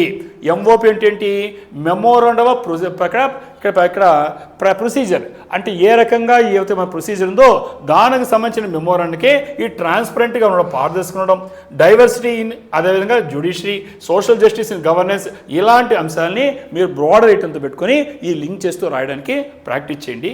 అలాగే మనకు ఉండేటువంటి జిఎస్టీలో, పాలిటీలో, ఎథిక్స్ 2 GS4లో ఉండే యాంగిల్స్ చూస్తే ఈ పాలిటీలో use this as a contemporary illustration whenever you write on judicial independence. న్యాయ వ్యవస్థ ఎప్పుడు స్వతంత్రంగా పనిచేస్తుంది, పక్షపాతం లేకుండా ఈరోజు ఆ తీర్పులు ఇస్తున్నారు కాబట్టి ఈరోజు మనకు ఉండే ప్రజాస్వామ్యం బతికి పట్టగలుగుతుంది. కాబట్టి సర్వోన్నత న్యాయస్థానం కావచ్చు, మిగతా న్యాయస్థానాలు కావచ్చు, నిజంగా చెప్పాలంటే మనకు ఉండేటువంటి డెమోక్రసీకి గొప్పతనం భారతదేశంకి మనకు ఉండే దాంట్లో ఎంత చక్కగా నిర్వచించారంటే, అందువల్ల మనకు ఈ రాసేటప్పుడు, ఈ పాలిటీ రాసేటప్పుడు ఈ జ్యుడిషియల్ అనేది ఎంత స్వతంత్రంగా పనిచేస్తుందో ఇండిపెండెంట్గా రాయండి. అలాగే అపాయింట్మెంట్ జడ్జెస్ గురించి నేర్చుకోండి. జ్యుడిషియల్ ఎగ్జిక్యూటివ్ రిలేషన్షిప్కి ఇలాంటి అంశాలు చూసుకోండి. అలాగే మనకి ఎథిక్స్కి వచ్చినప్పుడు ఇక్కడ కేస్ స్టడీస్ అనేది ఈ జస్టిస్ అండ్ ఫెయిర్నెస్ కావచ్చు. అలాగే మనకి ఇంక్లూషన్ ఆఫ్ మోర్ ఉమెన్, ఎక్కువ మంది స్త్రీలను తీసుకోవడం అర్థమేమని అంటే మనము ఏ రకంగా స్త్రీలను గౌరవిస్తున్నాం. కానీ ఇది concrete step towards equitable representation and inclusive governance కింద ఇలాంటి అంశాలు మీరు జోడించి నోట్స్ తయారు చేయడం చేసుకోండమ్మా. ఇది ఒక చాలా శుభ పరిమాణం. ఈరోజు మనకి అటు గౌరవ మనకు ఉండేటువంటి సర్వోన్నత న్యాయస్థానమైనటువంటి ప్రధాన న్యాయమూర్తి గారు ఉన్నారు, ఇక్కడ నాగరత్న మేడం గారు కూడా ఉన్నారు. ఎందుకంటే మనకు ఉండేటువంటి ఏకైక ప్రతినిధి నాగరత్న మేడం గారు. సో కాబట్టి ఆ జస్టిస్ కూడా వాళ్ళిద్దరు ఫొటోస్ కూడా ఇవ్వడం జరిగింది. నెక్స్ట్ ఇక్కడ పంజాబ్ సాక్రిలేజ్ బిల్ 2026 నుంచి మాట్లాడుతున్నానమ్మా. బహుశా చదువే ఉంటారు, బహుశా మీరు చదవకపోతే మనం మాట్లాడదాం. అసలు ఈ పంజాబ్ సాక్రిలేజ్ బిల్ ఇది ఏంటి అంటే అసలు ముఖ్యంగా సాక్రిలేజ్ అంటే ఏంటి? సాక్రిలేజ్ అంటే violation are misuse of what is record as sacred. అంటే ఏదైతే నువ్వు సేక్రెడ్గా పవిత్రంగా భావిస్తావో దాన్ని మిస్యూజ్ చేయడం, దుర్వినియోగం చేయడం కానీ, లేదంటే దాన్ని వైలేట్ చేయడం, ఉల్లంఘించడం కానీ సాక్రిలేజ్ అంటాం. అర్థమైపోయింది మీకు. కాబట్టి పంజాబ్ సాక్రిలేజ్ 2026 అంటే మీరు ఇలా చెప్పాను ఇంతకుముందే, మీకు గవర్నమెంట్ ఇనిషియేటివ్స్ చూసుకోవాలి బాగా. మీరు వచ్చినటువంటి అమెండ్మెంట్స్ కానీ, బిల్స్ కానీ, యాక్ట్స్ కానీ ఇలాంటి తరోగా సెపరేట్గా తయారు చేసుకుంటూ ఎప్పటికప్పుడు రివైజ్ చేసుకుంటూ వెళ్ళాలి. సో కాబట్టి ఇక్కడ మాకు సాక్రిలేజ్ అంటే వైలేషన్ ఆర్ మిస్యూజ్, ఉల్లంఘన కావచ్చు, దుర్వినియోగం కావచ్చు. What is record as sacred, ఏదైతే పవిత్రంగా భావిస్తామో దాన్ని ఉల్లంఘించడం కానీ, వైలేట్ చేసి దాని యొక్క పవిత్రతకు భంగం కలిగిస్తే దాన్ని సాక్రిలేజ్ అంటాం. ఈ పంజాబ్ ఎందుకు తీసుకొస్తుంటే ఇక్కడ మనకు గుర్తుపెట్టుకోవాల్సింది ఈ పూర్తి పేరు ఏంటంటే జాగో జాట్ శ్రీ గురు గ్రంథ్ సాహిబ్ సత్కార్ అమెండ్మెంట్ బిల్ 2026 అంటే ఇది ఫుల్ నేమ్. ఈ పంజాబ్ సాక్రిలేజ్ బిల్కి పూర్తి పేరు జాగో జాట్ శ్రీ గురు గ్రంథ్ సాహిబ్ సత్కార్ అమెండ్మెంట్ బిల్ 2026 అంటున్నాం. ఇది పూర్తి పేరు. ఇది ఎప్పుడు వచ్చిందంటే అమెండ్మెంట్ ఏప్రిల్ 13th, ఈరోజు 15th మనం మాట్లాడుతున్నాం. నిన్నలా మొన్న వచ్చినటువంటి బిల్లు గురించి మాట్లాడుతున్నాం. ఇక్కడ కోరేడ్ ఏంటంటే ముఖ్యంగా ఈ పంజాబ్ అనేది అండి strict law to punish sacrilege acts. ఈరోజు చూస్తున్నాం మనం కొన్ని టీవీలు నేను ప్రస్తావించి మీకు తెలుసు. కరెక్ట్గా ఏదైనా పండుగ జరుపుకుంటారు, ఆ రోజు డిబేట్ పెడేస్తారు అన్నమాట పండుగ గురించి. మత భావాలు సున్నితమండి. మీకు ఉండే క్లియర్గా ఉంది మన కాన్స్టిట్యూషన్లో, నీకు నచ్చినటువంటి మతాన్ని నువ్వు అవలంబించు, అవతల మతం దూషించే అవసరం లేదనమాట. కానీ ఇక్కడ ఏం చేస్తారంటే దాడి చేస్తూ మతాలు చేస్తారు. సున్నితమైన మతాలు కొన్ని బయట చెప్పుకోవాలని ఇబ్బంది పడుతుంటాయి. సో ఇక్కడ పంజాబ్ ఏం చేస్తుందంటే అక్కడ క్లియర్గా ఉంటుంది కాబట్టి ఇలాగ మతాన్ని దూషించడం ఎంత నేరమో తెలిసి మతాన్ని నువ్వు నమ్మిన మతాన్ని నువ్వు నమ్ముకో, వేరే మతం దూషించే అవసరం లేదు. నీ మతాన్ని గౌరవించే హక్కు నీకుంది, నీ అభిప్రాయం గౌరవించే హక్కు నీకుంది. వేరే వాళ్ళ గౌరవాన్ని భంగం కలిగించుకోవడం ఇక్కడ కాన్సెప్ట్ మీకు అర్థమైంది. సో కాబట్టి ఈ విధంగా ఈ పంజాబ్ ఏం చేస్తుందంటే స్ట్రిక్ట్ లాని తీసుకొచ్చింది అనమాట. అంటే ఖచ్చితంతో ఏందో తీసుకొచ్చిందంటే ఇక్కడ ఫిజికల్గా కావచ్చు, వెర్బల్గా కావచ్చు, డిజిటల్ యాక్ట్స్ అంటే భౌతికంగా విమర్శ చేసి తప్పే, అలాగే వెర్బల్గా దూషించిన తప్పే, అలాగనే డిజిటల్గా నీ మీడియాలోనో ఇతరత్ర కూడా ఏదైనా సరే ఇవన్నీ కవరేజ్ అవుతాయి బిల్ ప్రకారంగా. ఈ విధంగా వార్తల్లోకి ఎందుకు వచ్చిందంటే ఈ Punjab assembly pass sacrilege amendment bill ఈ పేరుతో మనకు ఉండేటువంటి జాగో జాట్ శ్రీ గురు గ్రంథ్ సాహిబ్ సర్కార్ అమెండ్మెంట్ బిల్ అనే పేరుతో ఇది తీసుకురావడం జరిగింది. అందుకు వార్తల్లోకి వచ్చింది. ఇక్కడ పనిష్మెంట్ ఎంత ఉందంటే ఎవరైనా సరే, ఏ మతానైనా సరే, నువ్వు ఫిజికల్గా కానీ, వెర్బల్గా కానీ, లేదంటే మీడియా ద్వారా కానీ, ఇతరత్ర కానీ చేస్తే 10 years నుంచి లైఫ్ ఇంప్రిజన్మెంట్, జీవిత ఖైదు చేస్తారు. కాబట్టి ఒక మతం అనేది చాలా సున్నితమైన అంశము. ఎప్పుడు కూడా నీ మతాన్ని నచ్చిందని పాటించు, వేరే మతాల్ని ఈ విధంగా దూషించడం తప్పది. ఎందుకంటే మనోభావాలు దెబ్బతింటున్నాయి. సో కాబట్టి ఇక్కడ ఖచ్చితంగా ఇంప్రిజన్ వచ్చింది. అలాగనే ఫైన్ అనేటువంటిది 25 lakhs 25 లక్షల వరకు ఫైన్ వేస్తారు. కాబట్టి అఫెన్స్ అనేది నాన్ బెయిలబుల్, నీ బెయిల్ కూడా దొరకదు వెళ్తే. సో కాబట్టి ఇలాంటి బిల్ తీసుకొచ్చింది కాబట్టి ఈ వార్తల్లోకి వచ్చాం. ఇక్కడ సాక్రిలేజ్ అంటే మీకు మీనింగ్ చెప్పాను, డిస్రెస్పెక్ట్ టు సేక్రెడ్ ఆబ్జెక్ట్స్. ఏవైతే ఏ మతమైన పవిత్రంగా భావిస్తామో దాని అగౌరవపరచని ఏమంటా సాక్రిలేజ్ అనే పేరు వాడతారు ఎగ్జామినేషన్లో. ఇలాంటి వర్డ్స్ గుర్తుపెట్టుకోండి. మన నాన్ బెయిలబుల్ అఫెన్స్ అంటే బెయిల్ నాట్ రైట్, నేను బెయిల్ తీసుకోవడం కుదరదు నీకు, కాబట్టి బెయిల్ రాని వాటి అంటాం. సో అలాగే మనకు ఇది కాంకరెంట్ లిస్ట్ అంటే ఏంటి, బోత్ సెంటర్కు స్టేట్కి ఈ రెండు కూడా చట్టాలు చేయడానికి అవకాశం ఉందని మనం కాంకరెంట్ లిస్ట్ అంటున్నాం. సో కాబట్టి మతం అనేది సున్నితమైన అంశాన్ని ఈ విధంగా తీసుకురావడం జరిగింది. ముఖ్యంగా చెప్పాలంటే దీంట్లో పంజాబ్ లిస్ట్ అసెంబ్లీ కావచ్చు, శిరోమణి గురుద్వారా మనకు ఉండేటువంటి ప్రబంధ కమిటీ కావచ్చు, ఇవన్నీ ఉంటే ఇక్కడ కొన్ని ఆర్టికల్స్ ఇండియన్ పాలిటీలో డిస్కస్ చేస్తున్నాం. అంటే ముఖ్యమైన అంశాలు ఏమున్నాయి? ఆర్టికల్ 25 ఉంది. Article 25 freedom of religion. నీకు నచ్చిన మతాన్ని నువ్వు ఆచరించుకో, నీకు స్వేచ్ఛ ఉంది, మత స్వేచ్ఛ ఉంది ఈ భారతదేశంలో, ఆర్టికల్ 25 చెప్తుంది. మరి అదేవిధంగా మనకు ఉండేటువంటి ఆర్టికల్ 254 చెప్తుంటే స్టేట్ వర్సెస్ సెంట్రల్ లా గురించి మాట్లాడితే ఇక్కడ ఈ ఇంతకుముందు ఉన్నటువంటి ఇప్పుడు బిఎన్ఎస్ వచ్చేసింది. ఐపీసీ సెక్షన్ 295 ఏం చెప్తుంటే రిలీజియస్ ఇన్సల్ట్, నువ్వు మతాన్ని దూషించడం కానీ అవమానించడం చాలా నేరం. చాలామంది వాట్సాప్ దొరికింది కదని ఇష్టంగా కామెంట్ చేస్తుంటారు, యూట్యూబ్లో మాట్లాడేస్తుంటారు. అంటే ఎవరు పట్టించుకున్నంత జరుగుతాయి, పట్టించుకోవడమే ప్రాబ్లం అవుతుంది. సో ఈ దేశంలో ప్రతి మనిషికి తనకు నచ్చినటువంటి మతాన్ని ఆచరించే హక్కు ఉంది. ఏ మతం కూడా ఇంకో మతాన్ని మనం దూషించే అవసరం లేదు. నీకు నచ్చిన మతాన్ని నువ్వు అవలంబించుకో. మతం అంటే అభిమతం, నీ అభిప్రాయం నీది, నా అభిప్రాయం నాదని టైపులు ఇస్తే ఈ దేశంలో మనకు కమ్యూనల్ హార్మోనీ అనేది మనకు ఉంటుంది. ఇది అవసరం కూడా భారతదేశానికి. అప్పుడు మాత్రమే యూనిటీ ఇన్ డైవర్సిటీ వస్తుంది. ఇదే సమయంలో క్రిమినల్ లా అంటే ఏంటి? ఏ దేనిలో ఉంది? కాంకరెంట్ లిస్టులో ఉంది. అంటే రాష్ట్రాలు కానీ అలాగనే మనకు ఉండేటువంటి సెంటర్ కానీ ఆ రెండింటికి చేయడానికి ఉంటుంది. మరి గవర్నెన్స్ అంటే ఆర్టికల్ 200 ప్రకారం అవసరం అవుద్ది. మరి ప్రెసిడెంట్కి అంగీకారం ఆర్టికల్ 254 అవసరం అవుద్ది. రిలీజియస్ ఫ్రీడమ్ అనేది ఏ ఆర్టికల్? ఆర్టికల్ 25 చాలా చాలా ఇంపార్టెంట్. మీకు ఆర్టికల్ 25 చాలా ఇంపార్టెంట్ అమ్మా. ఫ్రీడమ్ ఆఫ్ రిలీజియన్ని చెప్పేటువంటి ఆర్టికల్ ఏంటి అంటే ఆర్టికల్ 25ని గుర్తుపెట్టుకోండి. చాలా చాలా చాలా ఇంపార్టెంట్ మీకు. సో కాబట్టి దీని గురించి ఈరోజు వచ్చినటువంటి భారత రాజ్యాంగంలో ఉండే దాని గురించి ఈరోజు పంజాబ్ గురించి మాట్లాడాం. సరే, ఇదే సందర్భంలో బయట వెళ్ళాలంటే కష్టంగా ఉంది. ఎందుకు కష్టంగా ఉంది? ఎండలు. సరే, ఎండాకాలం ఎండ కాదు, వానలు వస్తాయి సార్ అంటే వానలు కూడా వస్తాయి బయట. సో కాబట్టి ఇక్కడ మనకు ఉండేటువంటి దాంట్లో ఈ మాన్సూన్ని ఫోర్కాస్ట్ చేయడం అంటే వాతావరణాన్ని అంచనా వేయడం గురించి మాట్లాడుతున్నాం ఈరోజు ఉండే టాపిక్. ఇక్కడ ఈ 2026లో ఉన్నాం. మరి 2026లో మరి మంచి సమ్మర్లో ఉన్నాం. సో ఈ పరిస్థితుల్లో ఈ మాన్సూన్ ఫోర్కాస్ట్ 2026 ఏంటి, దాని ప్రభావం ఏంటి, ఇది టాపిక్ మనకి ఈరోజు మనకు. సో ఇక్కడ మళ్ళీ మనకు జియోగ్రఫీ ఎంటర్ అయినాం. సో కాబట్టి ఒక్కొక్కసారి ఒక్కొక్క ఐటెం తీసుకుంటున్నాం. కాబట్టి ఈరోజు మనం ఇప్పుడు తీసుకున్న అంశము ఇది జియోగ్రఫీకి రిలేటెడ్ ఐటెం. సో ఇక్కడ మనం ఏం చూస్తున్నామంటే ఈ కోర్ ఏంటంటే below normal monsoon expected in 2026. మామూలుగా మాన్సూన్ వస్తాయి, ఋతుపవనాలు వస్తాయి, జూన్ 1వ తారీఖు 2వ తారీఖు అంటుంటాం. ఈసారి బిలో నార్మల్ మాన్సూన్ కాబట్టి అనుకున్న దానికంటే తక్కువగా ఉంటాయి ఎక్స్పెక్ట్ చేస్తున్నాం. Which may affect agriculture and economy. ఎందుకంటే ఈ యొక్క మాన్సూన్ ఆధారంగా వ్యవసాయం జరుగుతుంది. వ్యవసాయం అంటే ఆర్థిక వ్యవస్థ బాగుంటుంది, ఎకానమీ. కాబట్టి ఇప్పుడు మనకి ఎప్పుడైతే బిలో మాన్సూన్ లెవెల్కి వెళ్ళిపోతే ఇక్కడ ఋతుపవనాలు అనుకున్న దానికంటే సరిగ్గా లేకపోతే, వర్షాలు లేకపోతే ఏమవుతాయి? పంటలు పండవు, రైతులు దెబ్బతింటారు. వ్యవసాయం దెబ్బతింటే ఏమవుతుంది? టోటల్ ఎకానమీ దెబ్బతింటుంది. సో అందువల్ల భయాలు మనకు వచ్చి దీని గురించి డిస్కస్ చేస్తున్నాం. ఇక్కడ మనకు చూస్తే ఈ వార్తల్లోకి ఎందుకుందంటే IMD and Skymet predicted below normal rainfall due to El Nino. El Nino చూసినప్పుడు సూపర్ ఎల్నినో వస్తుంది, జాగ్రత్తగా ఉండండి. ఫార్వర్డ్ కొట్టేయడం, మళ్ళీ ఫార్వర్డ్. ఆ ఫార్వర్డ్ మెనీ టైమ్స్ అయిపోతున్నాయి. ఎస్, ఏందో చదవకపోయినా మనం ఫార్వర్డ్ కొడుతున్నాం. ఎస్, ఎల్నినో అంటే తెలుసు మీకు, సూపర్ ఎల్నినో తెలుసు. సో కాబట్టి ఈ ఎల్నినో ఎఫెక్ట్ వల్ల ఈరోజు ఏం చెప్తున్నానంటే బిలో నార్మల్ రెయిన్ఫాల్, అనుకున్న స్థాయి కంటే తక్కువలోనే వర్షపాతం నమోదవుతాయని అంచనా వేశారు. ఎవరు అంచనా వేశారమ్మా? IMD, Skymet. ఐఎండీ అంటే ఏంటి? Indian meteorological department. అంటే భారత వాతావరణ శాఖనే ఐఎండీ, ఇండియన్ మెటీరియల్ డిపార్ట్మెంట్. ఎప్పుడు ఏర్పడింది? 1875లో ఏర్పడింది. ఎప్పుడు ఏర్పడింది? 1875 ఇయర్స్ గుర్తుపెట్టుకోండి. 1875లో ఏర్పడినటువంటి ఇండియన్ మెటీరియల్ ఏం చేస్తుంది అంటే ఇది ఒక విధంగా చెప్పాలంటే ఎవరి యొక్క ఆధ్వర్యంలో పనిచేస్తుంది, ఏ మినిస్ట్రీలో పనిచేస్తుంది ఇంపార్టెంట్ మీకు. మినిస్ట్రీ ఆఫ్ ఎర్త్ సైన్సెస్ ఆధ్వర్యంలో ఐఎండీ, ఇండియన్ మెటీరియలాజికల్ డిపార్ట్మెంట్, భారత వాతావరణ శాఖ ఎవరి ఆధ్వర్యంలో పనిచేస్తుంది? ఏ మినిస్ట్రీ కిందంటే మినిస్ట్రీ ఆఫ్ ఎర్త్ సైన్సెస్. ఇది ఏం చేస్తుంది? పర్పస్ ఏంటి? వెదర్ ఫోర్కాస్ట్ చేస్తుంది, అంటే వాతావరణాన్ని అంచనా వేస్తుంది. క్లైమేట్ సర్వీసెస్ ఇస్తుంది. Issuing warnings for severe weather events, cyclones or hot waves. అటు తుఫాన్లు కావచ్చు, ఈ విపరీతంగా ఎండగాలు కొడుతుంటాయి, వీటిని గురించి హెచ్చరికలు జారీ చేసేది ఐఎండీ. సో ఇలాంటి అంశాలతో ఈరోజు మనం దీనికి వస్తే ఐఎండీ ఏంటి ఫోర్కాస్ట్. ఇక్కడ ఇంకోటి కూడా ఉందమ్మా, ఈ స్కైమెట్ అనేది ఒకటి కనిపిస్తుంది మీకు. స్కైమెట్ అంటే ఏంటి అంటే ఈ స్కైమెట్ అనేది ప్రైవేట్ లిమిటెడ్ అమ్మా. భారతదేశంలో ఉండేటువంటి స్కైమెట్ వెదర్ సర్వీసెస్ 2020లో వచ్చింది. ఇది 2003లో.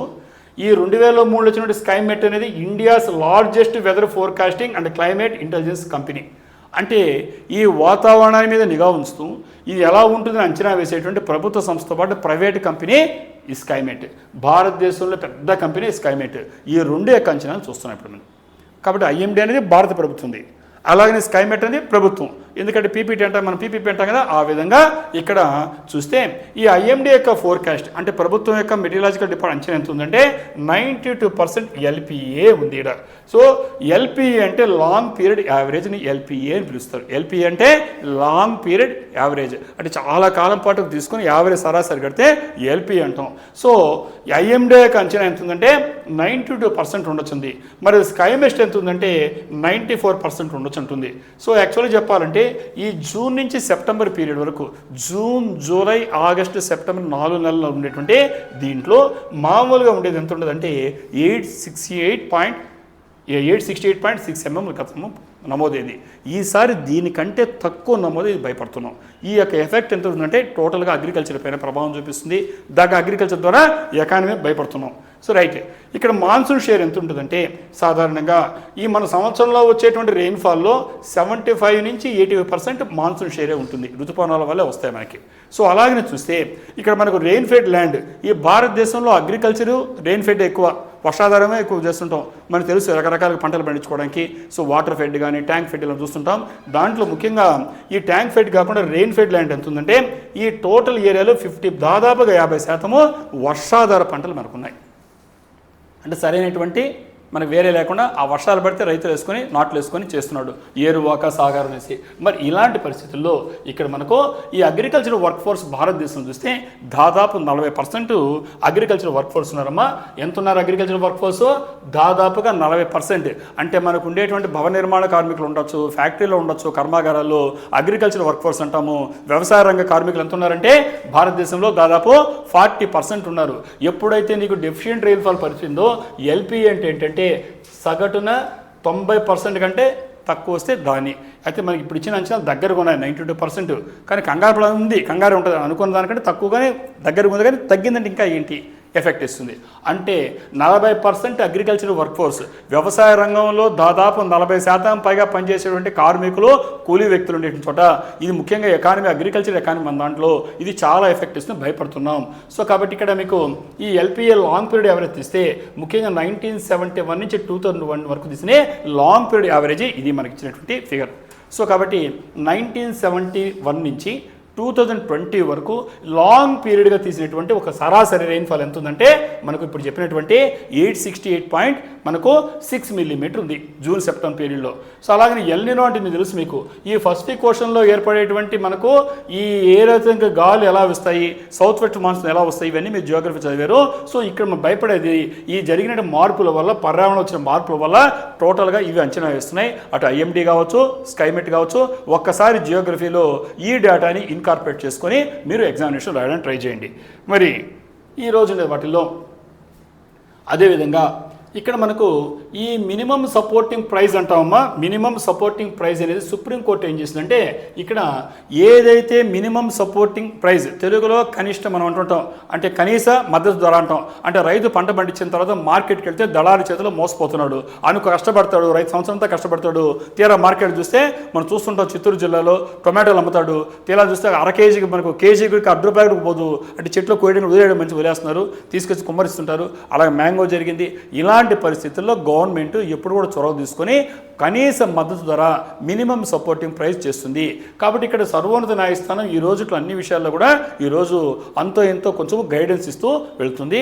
దాంట్లో భాగంగా సుప్రీంకోర్టు ఏం చేసిందంటే కేంద్ర ప్రభుత్వాన్ని ఇక్కడ మినిమం సపోర్టింగ్ ప్రైస్ ఏమవుతుందో, కనీస మద్దతు ధర ఏమవుతుందో, అంటే మినిమం వస్తే గిట్టుబాటు చేసుకుంటాడు అతను, కానీ రైతు నష్టపోకుండా.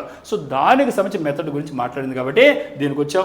ఈ మినిమం సపోర్టింగ్ ప్రైస్, కనీస మద్దతు ధర అనేది సోయింగ్ సీజన్ కంటే, అంటే మనం విత్తనాలు వేసే ముందే తెలిస్తే నేను ఏదో లేదు నిర్ణయించుకుంటాం రైతు, అంటే ఆ పంటకు వెళ్ళాలో తెలియాలి కదా నీకు. సో సోయింగ్ సీజన్, విత్తనాలు నాటేటువంటి స్టేజ్కి ముందే సాధారణంగా ఈ మినిమం సపోర్టింగ్ ప్రైస్, కనీస మద్దతు ధర అనేది అనౌన్స్ చేయడము, ప్రకటించడం ఆనవాయితీ ఉంది.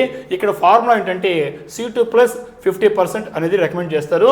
ఇక్కడ మనకు దీనికి సంబంధించి ఇక్కడ మనం ముఖ్యంగా ఆర్టికల్స్ చూసినప్పుడు ఆర్టికల్ 21 ఏం చెప్తుందంటే రైట్ టు లైవ్లీహుడ్, నీ జీవించేటువంటి హక్కు ఉంది. అలాగే ఆర్టికల్ 39 ఏం చెప్తుందంటే అడిక్వేట్ లైవ్లీహుడ్ అని చెప్తుంది. అగ్రికల్చర్ ఏ రంగంలో ఉందంటే స్టేట్ లిస్ట్లో ఉంది. సో ఇక్కడ మనం మినిమం సపోర్టింగ్ ప్రైస్ ఏంటంటే సిఏసిపి అంటే ఏంటి, C2 అంటే ఏవి ఇంక్లూడ్ చేస్తుందంటే ల్యాండ్ కాస్ట్, క్యాపిటల్, అగ్రికల్చర్ ఇలాంటి సబ్జెక్ట్లో మన టైం సరిపోదు. కాబట్టి ఇక్కడ ఎకానమీ క్లాస్లో మీరు జాగ్రత్తగా ఇండియన్ ఎకానమీ గురించి దీని గురించి చదువుకొని దాంట్లో ఇంక్లూడ్ చేయడానికి ట్రై చేయండి. Next economic growth versus social mobility, Indian economy సంబంధించినటువంటి ఇంకొక ఐటెం డిస్కస్ చేస్తున్నామా. ఇక్కడ ఎకనామిక్ గ్రోత్ సోషల్ మొబిలిటీ అంటున్నాం. ఎకనామిక్ గ్రోత్ అనేది high but many people remain financial week. చూస్తూ ఉంటే పటంలో చూస్తే ఎకనామిక్ గ్రాఫ్లో కనిపిస్తుంది. కానీ ఇప్పటికి కూడా చాలామంది ప్రజలు ఫైనాన్షియల్గా వీక్గా ఉన్నారు, ఆర్థికంగా బలహీనది కాన్సెప్ట్ అర్థమంటే మీకు. మనం థియరిటికల్గా చూసినప్పుడు వేరేగా ఉంది, రియాలిటీలో వేరేగా ఉంది. కాబట్టి ఇక్కడ మనం చూసినప్పుడు ఎకనామిక్ గ్రోత్ ఆర్థిక అభివృద్ధి ఎలా ఉందంటే హైగా ఉంది. కానీ చాలామంది ప్రజలు ఇప్పుడు కూడా ఫైనాన్షియల్గా ఆర్థికంగా బలహీనంగా ఉన్నారు. అరే ఎకనామిక్ గ్రోత్ బాగుంది కదా, ఉండాలి కదా అంటే లేరు. అది దీన్ని మాట్లాడుతున్నాం. కాబట్టి రిపోర్ట్ ఎందుకు వచ్చిందంటే ఇక్కడ వల్నరబుల్ మిడిల్ క్లాస్ అనేది పెరుగుతూ ఉంది భారతదేశంలో. కాబట్టి మీరు మామూలుగా మాట్లాడుతుంటాం మనం మిడిల్ క్లాస్ అని. సో ఇక్కడ మనం వల్నరబుల్ మిడిల్ క్లాస్ అనేది ఒక సబ్జెక్ట్ ఉంది. కాబట్టి దీని గురించి భారతదేశంలో ఈ వల్నరబుల్గా ఉండేటువంటి మిడిల్ క్లాసు ఒకటి ఏర్పడుతూ ఉంది, పెరుగుతూ ఉంది ఆల్రెడీ. సో దీని గురించి వార్తల్లోకి వచ్చింది. కాబట్టి అసలు వల్నరబుల్ మిడిల్ క్లాస్ అంటే ఏంటి, దీనికి సంబంధించిన అంశాలు ఇండియన్ ఎకానమీలో మీరు డిస్కస్ చేయడానికి ఇక్కడ నేను మాట్లాడుతున్నాను. ఈ వల్నరబుల్ మిడిల్ క్లాస్ అంటే ఏంటి అని చూస్తే ఇది refers to a large expanding demographic that moved about the official poverty line but lacks the economic stability, savings or job security to be considered secure middle class. ఏదైతే middle class అంటే నీకు vulnerable middle class అంటే ఒక చెప్పాలంటే ఒక large and expanding demography అంటే ఒక పెద్ద జనాభాకి ప్రాతినిధ్యం వహిస్తుంది. ఇది వల్నరబుల్గా ఉండేటువంటిది ఏంటంటే వాళ్ళు అఫిషియల్ పావర్టీ లైన్, మన బీపీఎల్ అంటే బిలో పావర్టీ లైన్ అది తెలుసు మీకు. అధికారికంగా చూస్తే వాళ్ళు ఎలా ఉండాలంటే అబో అఫిషియల్ పావర్టీ లైన్ ఉన్నారు అంటే అధికారం ప్రకారంగా వాళ్ళు పేదరికం కాదమ్మా. కానీ వాళ్ళ దగ్గర ఎకనామిక్ స్టెబిలిటీ లేదు, ఆర్థికమైన స్థిరత్వం లేదు, సేవింగ్స్ ఉన్నాయంటే డబ్బులు ఏమీ లేవు. మీకు అర్థమైంటుంది. ఇప్పుడు మీకు చాలామంది ఉద్యోగాలు చేస్తుంటారు, వాడు బీపీఎల్ కిందకి రాడు లెక్కలేమో. కానీ వాడి దగ్గర చూస్తుంటే వాడి దగ్గర జాబ్ సెక్యూరిటీ లేదు, వాడి దగ్గర ఎకనామిక్ స్టెబిలిటీ లేదు, ఆర్థిక స్థిరత్వం లేదు, వాడి దగ్గర సేవింగ్స్ ఉన్నాయంటే సేవింగ్స్ లేదు, జాబ్ సెక్యూరిటీ లేదు. వీళ్ళని ఏం చేయాలి, ఇది మనకుండే ఇంపార్టెంట్ పాయింట్స్. సో దీన్ని ఏమంటాము, వల్నరబుల్ మిడిల్ క్లాస్ అంటున్నాం. ఎంత ఉన్నారంటే approximately 60% of India's middle class. భారతదేశంలో మిడిల్ క్లాస్ని ఏ విధంగా డిఫైన్ చేశామో 60% ఎవరంటే వల్నరబుల్ మిడిల్ క్లాస్. అంటే ఎంత ఇబ్బందికరమైన వాతావరణం ఎదుర్కొంటున్నారో మీకు అర్థమైంది. సో కాబట్టి facing this falling back into poverty due to economic shocks, అనేకమైనటువంటి ఇబ్బందులు ఏర్పడినప్పుడు, ఆర్థికమైన ఇబ్బందులు ఏర్పడినప్పుడు ఉన్నట్టుండి ఏమైపోతారంటే పావర్టీ పడిపోతున్నారు, పేదరికం. మీరేం చెప్తున్నారు ఇక్కడ, మిడిల్ క్లాస్ చెప్తున్నారు. కానీ వాళ్ళ ఆర్థికమైన ఇబ్బందులు ఏం చేస్తున్నారు, ఒక్కసారిగా పేదరికంతో ఎకనామిక్ షాక్ ఏర్పడితే ఆర్థికమైన ఇబ్బందులు వస్తే పడిపోతున్నారు. ముఖ్యంగా హై హౌస్ హోల్డ్ డెప్ట్, ఎందుకంటే కుటుంబానికి చాలా అప్పులు చేస్తారు. అదేవిధంగా ఇన్ఫార్మల్ ఎంప్లాయ్మెంట్, ఈ రోజు చెప్పాలంటే మనకు అధికారికంగా కాకుండా అనధికారికంగా ఉద్యోగాలమ్మా ఎక్కడున్నాయి చూడండి. ఈరోజు ఇన్సెక్యూర్ జాబ్స్, అందరికీ ప్రైవేట్ జాబ్స్ ఉంటాయి. ఈరోజు జాబ్ ఎంత చెప్తాను, శాలరీ చెప్పలేవు. నువ్వు 20,000 లెక్కలేసుకొని పోతాడు అధికారులు గణాంకాల్లో, తీరా చూస్తే 1,000 రూపాయలు ఉండవచ్చు. సో కాబట్టి ఈ భారతదేశంలో ఉండేటువంటి ఒక మిడిల్ క్లాస్ అనే డెఫినేషన్లో ఏదే కొత్త రకమైంది ఈరోజు ఆందోళన కలిగించే విషయం మనం చూస్తున్నాం. కాబట్టి ఇక్కడ key aspects of vulnerable middle class అని చూస్తే భారతదేశంలో ముఖ్యంగా దీని డెఫినేషన్ ఏంటి, సైజ్ అని చూస్తే this group is trapped between subsistence and stability. ఈ గ్రూప్ ముఖ్యంగా అటు చెప్తారు కదా, ఉట్టికి కాకుండా స్వర్గానికి కాకుండా వీళ్ళు ఉండేవాళ్ళు ఎలా ఉన్నారంటే సబ్సిస్టెన్స్కి స్టెబిలిటీకి మధ్య ఉన్నారు. వీళ్ళు భారతదేశంలో ఉండేటువంటి ఇండియాస్లో ఉండే దాదాపు ఉండేటువంటి ఈ 28% మిడిల్ క్లాస్ పాపులేషన్ ఉంటే 60% వీళ్ళే.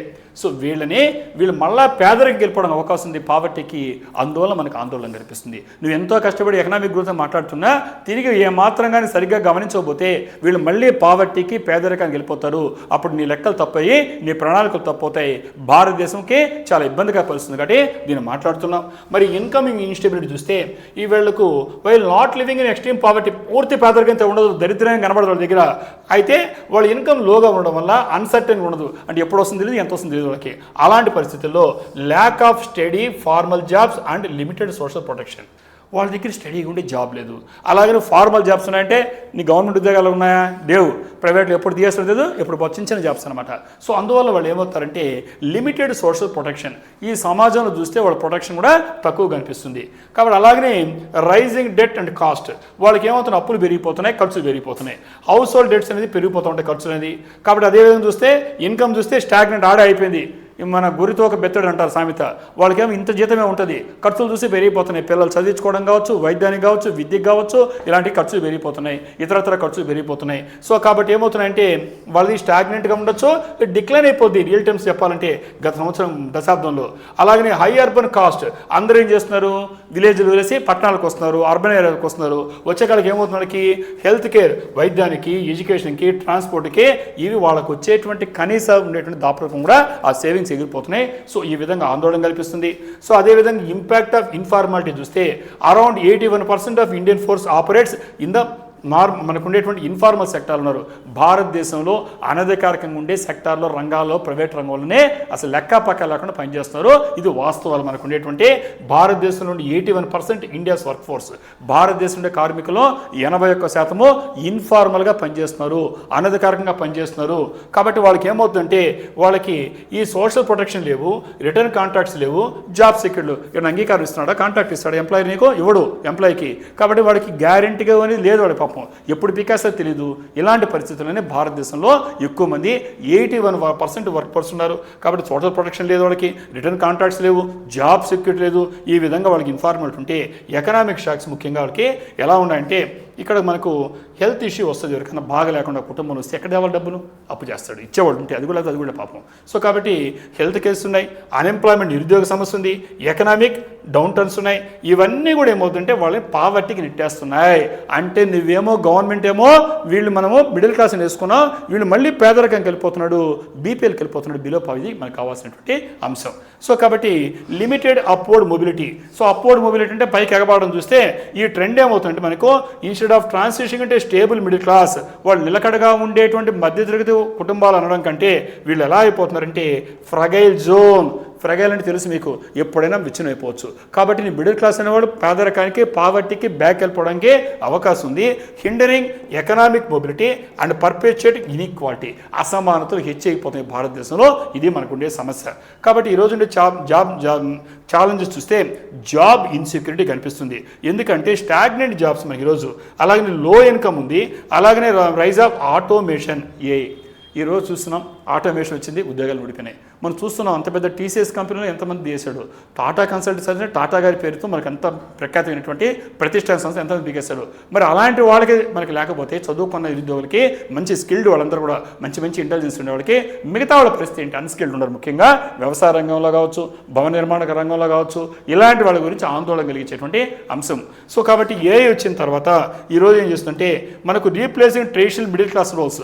సాధారణంగా మిడిల్ క్లాస్లో మధ్య ఉండేటువంటి కుటుంబాలు ఏమవుతున్నాయో వీళ్ళకంటే కొన్ని రోల్స్ ఉన్నాయి, ఈ రోల్స్ మొత్తం ఎగిరిపోయినాయి. సో కాబట్టి మొత్తం మార్పులు జరిగిపోతున్నాయి. ఇవి మన జాగ్రత్తగా ఈ యొక్క విధాన రూపకర్తలు ఎవరుతున్నారో ఈ ప్లానర్స్ డిజైన్ చేయాల్సిన అవసరం ఉంది. అలాగనే మనకు ఇన్ఫ్లేషన్ ప్రెషర్ ఎక్కువ ఉంది. ముఖ్యంగా చూడాలంటే ఈ కాస్ట్ ఆఫ్ లివింగ్ పెరిగిపోయింది, పర్టికులర్ అర్బన్ ఏరియాస్లో. కాబట్టి ఏమవుతుందంటే పర్చేసింగ్ పవర్ తగ్గిపోయింది నీకు. అలాగే నీకు ఇన్ఎడిక్వేట్ సోషల్ ప్రొటెక్షన్, ఎప్పుడైతే నీకు పబ్లిక్ సర్వీసెస్ పైన ఈ సోషల్ సెక్యూరిటీ లేదో నీకేమవుతుందంటే ఈ ఫైనాన్షియల్ బర్డన్ పెరిగిపోయి ముఖ్యంగా ఆరోగ్యపరమైన ఖర్చులు పెరిగిపోతున్నాయి. సో ఇలాంటి అంశాలు మనం చూస్తున్నాం. సో మరి దీంట్లో ఇంకొక అంశం మనం చూసినప్పుడు, సో ఇక్కడ మనం ఇంకా చూడాల్సిన అంశాలు ఏమంటే చూద్దాం, పోదాం ఒకటి 1 by 1 చూద్దాం. ఆల్మోస్ట్ అన్నీ మనం చెక్ చేసాము. ఇక్కడ దీనికి సంబంధించి అంటే మధ్యలో ఉండేదని ద రిలేటెడ్ టాపిక్స్ తీసుకొస్తున్నాను. అన్ఎంప్లాయ్మెంట్ కదా భయపడింది మనకి. ఈ అన్ఎంప్లాయ్మెంట్ సంబంధించి మరి మన ప్రపంచ స్థాయి సంస్థలు ఏం చెప్తున్నాయి చెక్ చేయాలి కాబట్టి దానికి రిలేటెడ్ చెప్తున్నా. సో ఇండియాకి చెప్పాను కాబట్టి వరల్డ్ వైడ్ ఎలా ఉంది, మన భారతదేశంలోనే ఉందా, ఇప్పుడు చెప్పిన వలనరబుల్ మిడిల్ క్లాస్ ప్రపంచవ్యాప్తంగా ఎలా ఉంది, ఇది సమస్య. సో అన్ని 2 అంశాలని తీసుకొని అన్ని పేపర్స్లో నుంచి ఇక్కడ మీకు ఎక్స్ప్లెయిన్ చేస్తున్నా. ఇక్కడ వరల్డ్ బ్యాంక్ చీఫ్ ఈయన చూస్తున్నారు మీరు. సో ఆయన పేరు అజయ్ బంగా, నోట్ చేసుకోండి. వరల్డ్ బ్యాంక్ ప్రెసిడెంట్ ఏం పేరంటే అజయ్ బంగా, మీకు జీకేలో పనికి వస్తుంది అజయ్ బంగా. సో అజయ్ బంగా ఏం చెప్తున్నారంటే world bank chief cautions on job crisis even after over ends. మీరు వెస్ట్ ఏషియా క్రైసిస్ మాట్లాడుతున్నారు, పశ్చిమాసియా సంక్షోభం మాట్లాడుతున్నారు, ఇది పూర్తయినప్పటికీ ఇది ముగిసిపోయిన తర్వాత కూడా ఇక్కడ మనకు జాబ్ క్రైసిస్, ఈ ఉద్యోగ సంక్షేమం ఒకటి ఏర్పడబోతుంది. మీరు ఆయిల్ రంగంలో ఇది మాట్లాడుతున్నారు. ఈయన వచ్చి వరల్డ్ బ్యాంక్ చీఫ్ అయినటువంటి మనకు అజయ్ బంగా, ఈ గుర్తుపెట్టుకోండమ్మా, నేము ఈయన అజయ్ బంగా. ఆయన హెచ్చరిస్తున్నాడు, sounding the alarm about a bigger looming crisis. ఎంత భయం భూతంలాగా దూసుకొస్తూ ఉంది మీ ముందు పైకి, తుఫాన్ లాగా, సూపర్ సైక్లోన్ లాగా. అది ఏంటంటే మనకు huge gap in jobs for the 1.2 billion people. ప్రపంచవ్యాప్తంగా ఉండేటువంటి వాళ్ళలో మనకి ఎంత ఉండదంటే, మనకు రాబోయేటువంటి నెక్స్ట్ 10 to 15 yearsలో 1.2 బిలియన్ పీపుల్ ఉంటారమ్మా ఈ ఉద్యోగాలు కావాల్సిన వాళ్ళు. ఎవరైతే యూత్ ఉంటారో ఈ డెవలపింగ్ కంట్రీస్, ముఖ్యంగా మన భారతదేశంలో ఇంకా వికసిత భారత్ చేరలేదు, డెవలపింగ్ కంట్రీ అవుతుంది. కాబట్టి ప్రపంచంలో ఉండేటువంటి డెవలపింగ్ కంట్రీస్, అభివృద్ధి చెందుతున్న దేశాలు ఏమవుతున్నాయో రాబోయేటువంటి డికేడ్ ఆర్ 1.5 డికేడ్ అంటే 10 years కావచ్చు, 15 years కావచ్చు, ఇక్కడ ఎంతోమంది కావాల్సిన జాబ్స్ కావాల్సిన 1.2 బిలియన్ పీపుల్ కావాలి. అయితే ఈ రోజు ఉండేటువంటి కరెంట్ ట్రాజెక్టరీస్, ఈ రోజు అంచనాల ప్రకారం చూస్తే మనం చూస్తే కేవలం 400 మిలియన్లు మాత్రమే వస్తున్నాయి. 400 మిలియన్ అంటే 10 lakhs, 400 మిలియన్లు మాత్రమే జాబ్స్ వస్తాయి. కావాల్సిన జాబ్స్ ఎంత అంటే 1.2 బిలియన్ పీపుల్ కావాలి. అప్పుడు గ్యాప్ ఎంత ఉంది చూసారు కదా, 800 మిలియన్ జాబ్స్. 800 మిలియన్ జాబ్స్ కావాల్సి అంటే సంక్షోభం మీకు అర్థమవుతుంది, మీకు ఎంత భయంకర పరిస్థితి ఎదుర్కోబోతుంది ప్రపంచం. కాబట్టి యుద్ధం ముగిసిపోయిన తర్వాత మన అంచనాలు వేస్తుంటారు. సో కాబట్టి ఈరోజు ఉండేటువంటి వరల్డ్ బ్యాంక్, ఈ ప్రపంచ బ్యాంక్ యొక్క ప్రెసిడెంట్ యొక్క అజయ్ బంగా గారు ఇచ్చినటువంటి స్టేట్మెంటు ప్రముఖంగా మీకు కనిపించుండొచ్చు. సో దాని గురించి మీరు నోట్ చేసుకోండి. సో మరి దాని తర్వాత మనం చూసినప్పుడు ఇక్కడ మనకు ఒక అంశం కూడా ఉంటుందమ్మా, ఇన్ఫ్లేషన్ ఒకటి కనిపించింది ఇక్కడ మనకి. ఆ ఇన్ఫ్లేషన్ మీరు చదువుంటారు, రిటైల్ ఇన్ఫ్లేషన్ అనేది మీకు తెలుసు మీకు. కాబట్టి ఇక్కడ ముఖ్యంగా ఇక్కడ చెప్పేటప్పుడు ఇక్కడ కొన్ని అంశాలు మీ బేసిక్స్ మీకు తెలుసుంటే ఓకే, తెలియకపోతే ఇబ్బంది కాబట్టి ఆ వార్తా చదువుతున్నాను. ఇక్కడ అసోచామ్ అంటారు. అసోచామ్ ప్రెసిడెంట్ నిర్మల్ కే మిండా, నోట్ చేసుకోండి. అసోచామ్ ప్రెసిడెంట్ నిర్మల్ కే మిండా చెప్పారు. అసోచామ్ అంటే ఏంటి? Associated chambers of commerce and industry of India అని అసోచామ్ అనే పేరుతో పిలుస్తారు. సో కాబట్టి అసోచామ్ అంటే ఇది నోట్ చేసుకోండి, associated chambers of commerce and industry of India. ఇది ఏంటి అంటే ఒక non government trade association and advocacy group. కాబట్టి ఎక్కడ ఉంటుందంటే ఢిల్లీలో ఉంటుంది, న్యూఢిల్లీలో ఉంటుంది. న్యూఢిల్లీలో ఉంటూ ఇది ప్రభుత్వానికి చెందిన సంస్థ కాదు, నాన్ గవర్నమెంట్ ఒక ట్రేడ్కి సంబంధించినటువంటి అసోసియేషన్. ఇది వాళ్ళు దేన్ని రిప్రజెంట్ చేస్తుంటే interest of trade and commerce in India. భారతదేశంలో ఉండేటువంటి వర్తక వాణిజ్యాలు, ట్రేడ్ అండ్ కామర్స్కి దానికి సంబంధించి వాళ్ళ ప్రయోజనాలను, ఇంట్రెస్ట్ను కాపాడే పని చేసేదే అసోచామ్. ఎగ్జామినేషన్లో అసోచామ్ యొక్క ప్రాతినిధ్యం ఏంటి, ఎక్కడుంది అడగచ్చు, దాని పరిస్థితి మీకు అర్థమైంది. సో మరి ఇది ఎలా యాక్ట్ చేస్తుందంటే interface between issues and initiatives. ఏదైనా ఇష్యూస్, సమస్య వచ్చినప్పుడు ఎలాంటి పథకాలు, ఇనిషియేటివ్ ఉన్నాయి, దానికి సంబంధించి ఒక ఇంటర్ఫేస్ లాగా పనిచేస్తుంది. రైట్. మరి ఇదే సందర్భంలో మీ కన్స్యూమర్ ప్రైస్ ఇండెక్స్ మీకు ఐడియా ఉంటుంది ఇండియన్ ఎకానమీలో. ఇక్కడ ఇండియన్ ఎకానమీ సంబంధించిన ఐటమ్ కాబట్టి కన్స్యూమర్ ప్రైస్ అంటే తెలుసు మీకు, తెలియని వాళ్ళకి చెప్పడానికి మాట్లాడుతున్నాను. ఈ కన్స్యూమర్ ప్రైస్ దాన్ని సిపిఐ అని పిలుస్తున్నాం, కమ్యూనిస్ట్ పార్టీ ఆఫ్ ఇండియా కదా. ఇక్కడ కన్స్యూమర్ ప్రైస్ ఇండెక్స్ అంటే ఏంటి డెఫినేషన్, ఇది ఒక అసలు ముఖ్యమైనదంటే ఇది కీ ఎకనామిక్ మెట్రిక్, అంటే ముఖ్యమైనటువంటి ఎకనామిక్ సంబంధించిన ఒక కొలమానం. ఏం కొలుస్తుంది, ఏం మెజర్ చేస్తుందంటే average change over time in the prices paid by consumers for a representative basket of goods and services such as food, housing, transportation and medical aid. నీ ఫుడ్, ఆహారం కావచ్చు, అలాగే నీ హౌసింగ్, నీ ఇల్లు కట్టుకోవడం కావచ్చు, ట్రాన్స్పోర్టేషన్, రవాణా కావచ్చు, మెడికల్ కేర్, ఆరోగ్యానికి కావచ్చు, ఇలాంటి నీకు ఉండేటువంటి గూడ్స్ కానీ, సర్వీసెస్ కానీ, వస్తువులు కానీ, సేవలు అన్నీ కలిపి ఒక బాస్కెట్ అంటాం మనం. సో ఈ బాస్కెట్ అనే దానికి మనము దీన్ని కొనడం కోసంగా అతను ఏం చేస్తాడంటే ఒక కన్స్యూమర్, ఒక వినియోగదారుడు అనేవాడు అతను కొంతకాలం పాటుగా అది యావరేజ్గా ఎంత ఖర్చు పెడుతున్నాడు అంటే ఇక్కడ ఒకదాని కొలమానం. అంటే ఇది ఒక బాస్కెట్ అంటే గూడ్స్ కావచ్చు, సర్వీసెస్ కావచ్చు, అది హెడ్ మనకు ఉండేటువంటి ఫుడ్, ఆహారానికి కావచ్చు, హెల్త్కి కావచ్చు, ట్రాన్స్పోర్టేషన్ కావచ్చు, మెడికల్ కావచ్చు, ఇలాంటి వాటిని బాస్కెట్ పేరుతో పోలిస్తే దీన్ని మనం ప్రాతినిధ్యమైనటువంటి ఈ బాస్కెట్ని దానికి ఎంత వినియోగదారుడు చెల్లిస్తున్నాడు అనేది రిప్రజెంట్ చేసేది కన్స్యూమర్ ప్రైస్ ఇండెక్స్. సో మరి ఈ విధంగా చూసినప్పుడు దీని పర్పస్ ఏంటి అని చూస్తే primarily use to track retail inflation. ముఖ్యంగా ఇప్పుడు అది హెడ్లైన్ మనకి ఇది అర్థం కావాలి, బేసిక్స్ కావాలి. కాబట్టి ఈ కన్స్యూమర్ ప్రైస్ ఇండెక్స్ దేనికి వాడుతారు అంటే ఇది ట్రాక్ చేయడం కోసంగా. దేని ట్రాక్ చేయడం కోసంగా? ఇన్ఫ్లేషన్ అంటే మామూలు కాకుండా రిటైల్గా ఒక్కొక్క దాన్ని ఒక్కొక్క రంగాన్ని రిటైల్ ఇన్ఫ్లేషన్ని నువ్వు మెజర్ చేయడం కోసంగా దీన్ని వాడతారు. కాబట్టి అదేవిధంగా ఇక్కడ కాస్ట్ ఆఫ్ లివింగ్ పెరిగిపోయిందంటాం. ఎక్కడ పోయినావు? నేను బెంగళూరు. ఎలా ఉంది cost of living? Sir cost of living ఎక్కువ సార్. ఇక్కడ ఎలా ఉంది? తక్కువ అంటుంటావు. ఈ కాస్ట్ ఆఫ్ లివింగ్ని నువ్వు దాంట్లో ఎలాంటి మార్పులు వచ్చినాయి అంటే ఒక మనిషి, ఒక సగటు మనిషి యావరేజ్గా తను జీవించాలంటే తన కాస్ట్ ఆఫ్ లివింగ్ అంటే అది ఎలా ఉంది? నువ్వు పాలు కావచ్చు, పెరుగు కావచ్చు, ఇతరత్ర కావచ్చు, దైనందిన వస్తువులు కావచ్చు, బియ్యం కావచ్చు, ఇలాంటివన్నీ కాస్ట్ ఆఫ్ లివింగ్ అంటుంటాం. ఈ కాస్ట్ ఆఫ్ లివింగ్ పెరిగిందా తగ్గిందా అంచనా వేయాలంటే ఎస్ దానికోసం పర్పస్గా ఉండేటువంటి ఈ కన్స్యూమర్ ప్రైస్ ఇండెక్స్ని సిపిఐని వాడడం జరుగుతుంది. కాబట్టి అది దేనికి ఉపయోగపడుతుంటే నీకు purchasing power of A nations currency. ఈ మాటలు చెప్పాలంటే డబ్బుల పరంగా చెప్పాలంటే ఒక దేశంలో ఉండేటువంటి పర్చేసింగ్ పవర్. కాబట్టి నేషనల్ కరెన్సీలో ఆ పర్చేసింగ్ పవర్ ఎంత ఉందో దాన్ని నిర్ణయించడానికి ఈ పర్పస్కి ఈ కన్స్యూమర్ ప్రైస్ ఇండెక్స్ని వాడతారు. ముఖ్యంగా దీంట్లో ఉండే కాంపోనెంట్స్ అంటే ఇప్పుడే చెప్పాను బాస్కెట్ అని అంటారు. బాస్కెట్ అంటే ఏమేమి ఉంటుందంటే రకరకాలు ఇప్పుడు చెప్పినటువంటి ఈ గూడ్స్ అండ్ సర్వీసెస్ జనరల్గా ఎవరైతే గృహస్థులు హౌస్ హోల్డ్స్ ఉన్నారో వాళ్ళు వాడేటువంటి ఈ యొక్క ఫుడ్ కానీ, హౌసింగ్ కానీ, ట్రాన్స్పోర్టేషన్ కానీ, మెడికల్ కేర్ కానీ ఇవన్నీ కలిపి బాస్కెట్ అనే పేరుతో ఈ కన్స్యూమర్ ప్రైస్ ఇండెక్స్లో ఈ కాంపోనెంట్స్ ఉంటాయి. మరి దీంట్లో క్యాలిక్యులేషన్ ఎలా చేస్తారంటే ఈ సిపిఐని ఎలా క్యాలిక్యులేట్ చేయాలంటే జనరల్గా ఈ current cost of the basket ఇప్పుడు ఎలా ఉంది, అలాగనే మనకు ఇంతకుముందు ఉండేటువంటి ఒక ఇయర్ తీసుకుంటే బేస్ ఇయర్ అంటారు. ఇంతకుముందున్న ఇయర్తో పోల్చుకొని బేస్ ఇయర్తో ఇప్పుడు ఎలా ఉంది, అప్పుడు ఎలా ఉంది కంపేర్ చేయడం ద్వారా ఈ క్యాలిక్యులేషన్ చేస్తారు. దీన్ని కన్స్యూమర్ ప్రైస్ ఇండెక్స్. సో ముఖ్యంగా చెప్పాలంటే ఇది ఎవరు చేస్తారంటే గవర్నమెంటే చేస్తుందన్నమాట.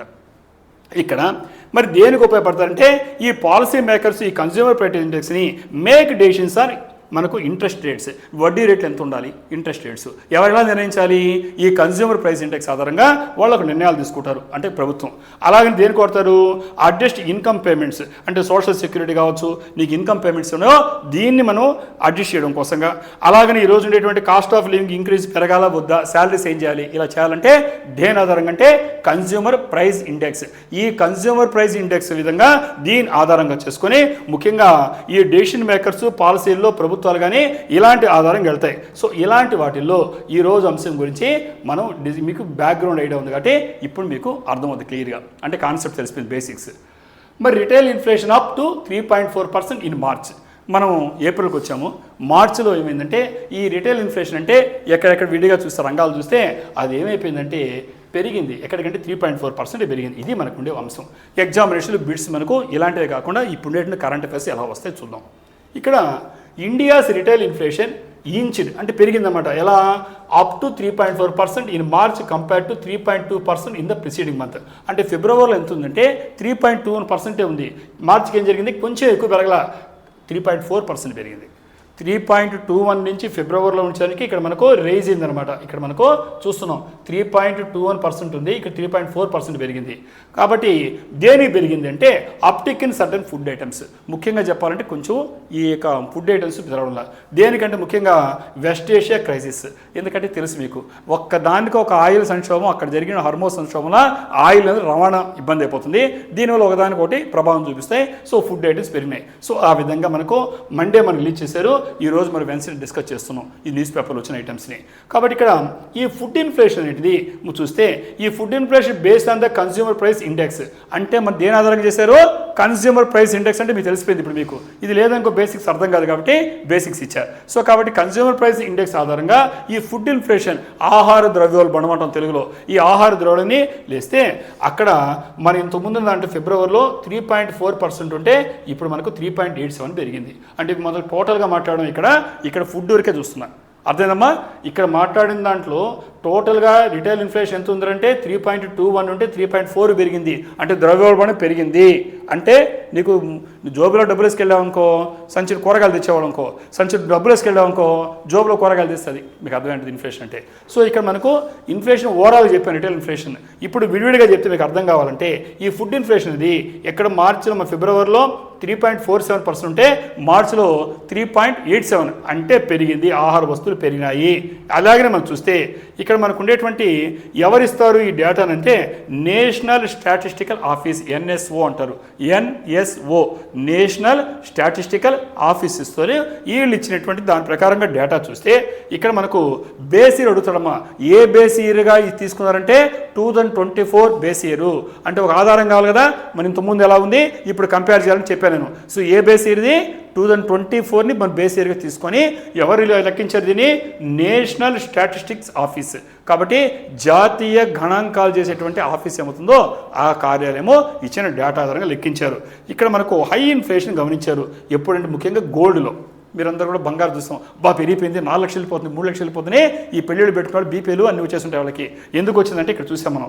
ఇక్కడ మనం చూస్తే హై ఇన్ఫ్లేషన్. ఇప్పుడు ఆహార వస్తువుల గురించి మాట్లాడడం, ఇప్పుడు బంగారు ఎలా ఉంది, వెండి గురించి మాట్లాడుతున్నా. అంటే రిటైల్గా మాట్లాడుతున్నా, ఒక్కోదాన్ని విడివిడిగా మాట్లాడుతున్నా.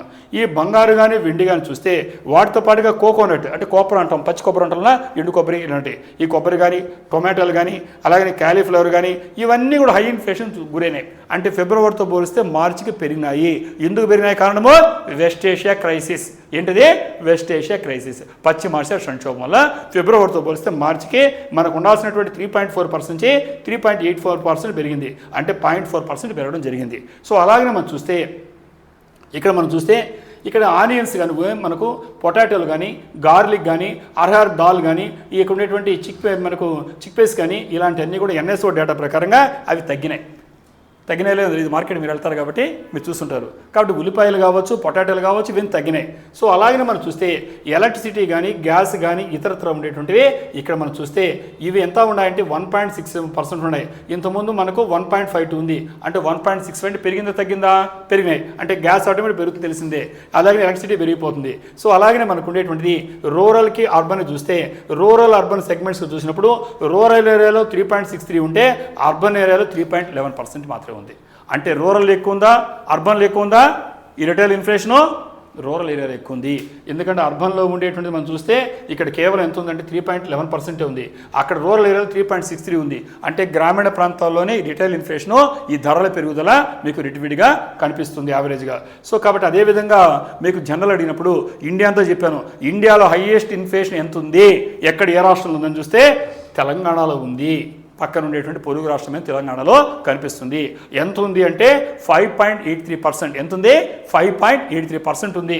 అదేవిధంగా మనం చూస్తే లోయెస్ట్ ఎక్కడుందంటే మిజోరాంలో కనిపిస్తుంది. ఎంత ఉందంటే 0.66%. కాబట్టి మనకి ఎగ్జామినేషన్ ఇప్పుడు ఎంత స్థూలంగా చూస్తే మనకు ఈ వస్తువులు మనకు ఎలా ఉన్నాయి రిటైల్ ఇన్ఫ్లేషన్ ప్రకారంగా, ఈ వస్తువుల కింది జాబితాలు ఎలా ఉన్నా అడగచ్చు. ఆ లిస్ట్ మీరు పెట్టుకొని జస్ట్ 1-2 సార్లు విన్నారంటే ప్రాక్టీస్ ఆర్డర్ వస్తుందంటే రేపు నెలలో కానీ 2 నెలల్లో జరిగినప్పుడు ఎగ్జామ్స్ పనికి వస్తాయి ఈ రిటైల్ ఇన్ఫ్లేషన్కి. అలాగే మనకు వచ్చినప్పుడు ఓవరాల్గా చెప్పాలంటే ఇన్ఫ్లేషన్ ఎంత ఉండాలి? ఈ 3.21 నుంచి 3.4 పెరిగింది. తర్వాత మరి హైయెస్ట్ ఎంత ఉంది? 5.83. ఏ రాష్ట్రంలో ఉంది? తెలంగాణ రాష్ట్రము. లోయెస్ట్ ఎక్కడుంది? మిజోరాంలో ఉంది. ఎంత ఉంది? 0.66%. సో ఇలాగ అంశాలతో ఎగ్జామినేషన్లో మీకు అడిగినప్పుడు ఇండియన్ ఎకానమీ కింద కరెంట్ అఫైర్స్ రిలేట్ చేయడం నేర్చుకోండి. సో కాబట్టి అసోచామ్ ప్రెసిడెంట్, అసోచామ్ అంటే ఎవరు చెప్పాను? Associate chambers of commerce and industry president ఎవరంటే నిర్మల్ కే మిండా. సో ఇవి మీకు అవసరమైనటువంటి బిట్స్ మనకి. మరి ఆల్రెడీ ఇవి కూడా మాట్లాడేసాం. మరి ఇంక చెక్ చేసుకుంటూ పోతే హౌస్ హోల్డ్స్ కూడా మాట్లాడేసాం, సెన్సస్ మాట్లాడేసాం, మరి ఉమెన్ రిప్రజెంటేషన్ మాట్లాడాం, సైకిలేజ్ బిల్ మాట్లాడాం, మాన్సూన్ ఫోర్కాస్ట్ మాట్లాడాం. కొంచెం ఇబ్బందిగానే ఉంటుంది పరిస్థితి మనకి. సో మరి economic growth versus social mobility మాట్లాడాం, వల్నరబుల్ మిడిల్ క్లాస్. సో కాబట్టి ఈరోజు ఈ విధంగా అనేకమైనటువంటి ముఖ్యాంశాలు మనం డిస్కస్ చేసాం. మరి మరిన్ని ముఖ్యమైన అంశాలతో నెక్స్ట్ సెషన్లో కరెంట్ అఫైర్స్ మాట్లాడదాం. మీకు ఒకటే చెప్తున్నాను, హిందూ కానీ, ఇండియన్ ఎక్స్ప్రెస్ కానీ, అలాగే పిఏబి సోర్సెస్ ఈ పేపర్ చదివేవాళ్ళని చదవండి. లేదు డైరెక్ట్గా డాక్టర్ గిండి సేస్ అకాడమీ వీలైనంత వరకు అన్నీ కవర్ చేయడానికి ఇస్తున్నాను. దాని తర్వాత మంత్లీ ఒక మ్యాగజైన్ ఇస్తున్నాను నేను మన డాక్టర్ గిండి సేస్ అకాడమీ తరఫున. మీకు ఆ మ్యాగజైన్లో ఉండే దాంట్లో ఐటమ్ వైజ్గా ఇస్తున్నా. ఎకానమీకి ఏ రకంగా మనకు వస్తుంది, పాలిటిక్ ఎలా మనకు వస్తుంది, అలా కూడా డిస్కస్ చేసి ఇస్తున్నాను. మీరు తరోగా చదివి కరెంట్ అఫైర్స్ చదువుకోగలిగితే అటు ఏపీపీఎస్సీకి అలాగే మనకి యూపీఎస్సీకి ఇతరత్ర కాంపిటేటివ్ అన్నిటికీ కూడా దీన్ని ఇన్కార్పొరేట్ చేయడమే కాకుండా డైరెక్ట్గా కరెంట్ అఫైర్స్ నుంచే ఆల్మోస్ట్ 25 to 30% వచ్చే పరిస్థితి ఉంది. ఏపీపీఎస్సీ క్లియర్గానే గ్రూప్ 2లో మెన్షన్ చేశాడు, 30 మార్క్స్ అని పెట్టేస్తున్నాడు క్లియర్గా. Regional, national and international importance మీకు అర్థమేంటది. సో కాబట్టి కరెంట్ అఫైర్స్ని తరోగా ఉండేవాడే సక్సెస్ అవుతాడు. మీరందరూ తరోగా ఉంటున్నారని నేను భావిస్తూ I wish you all the success.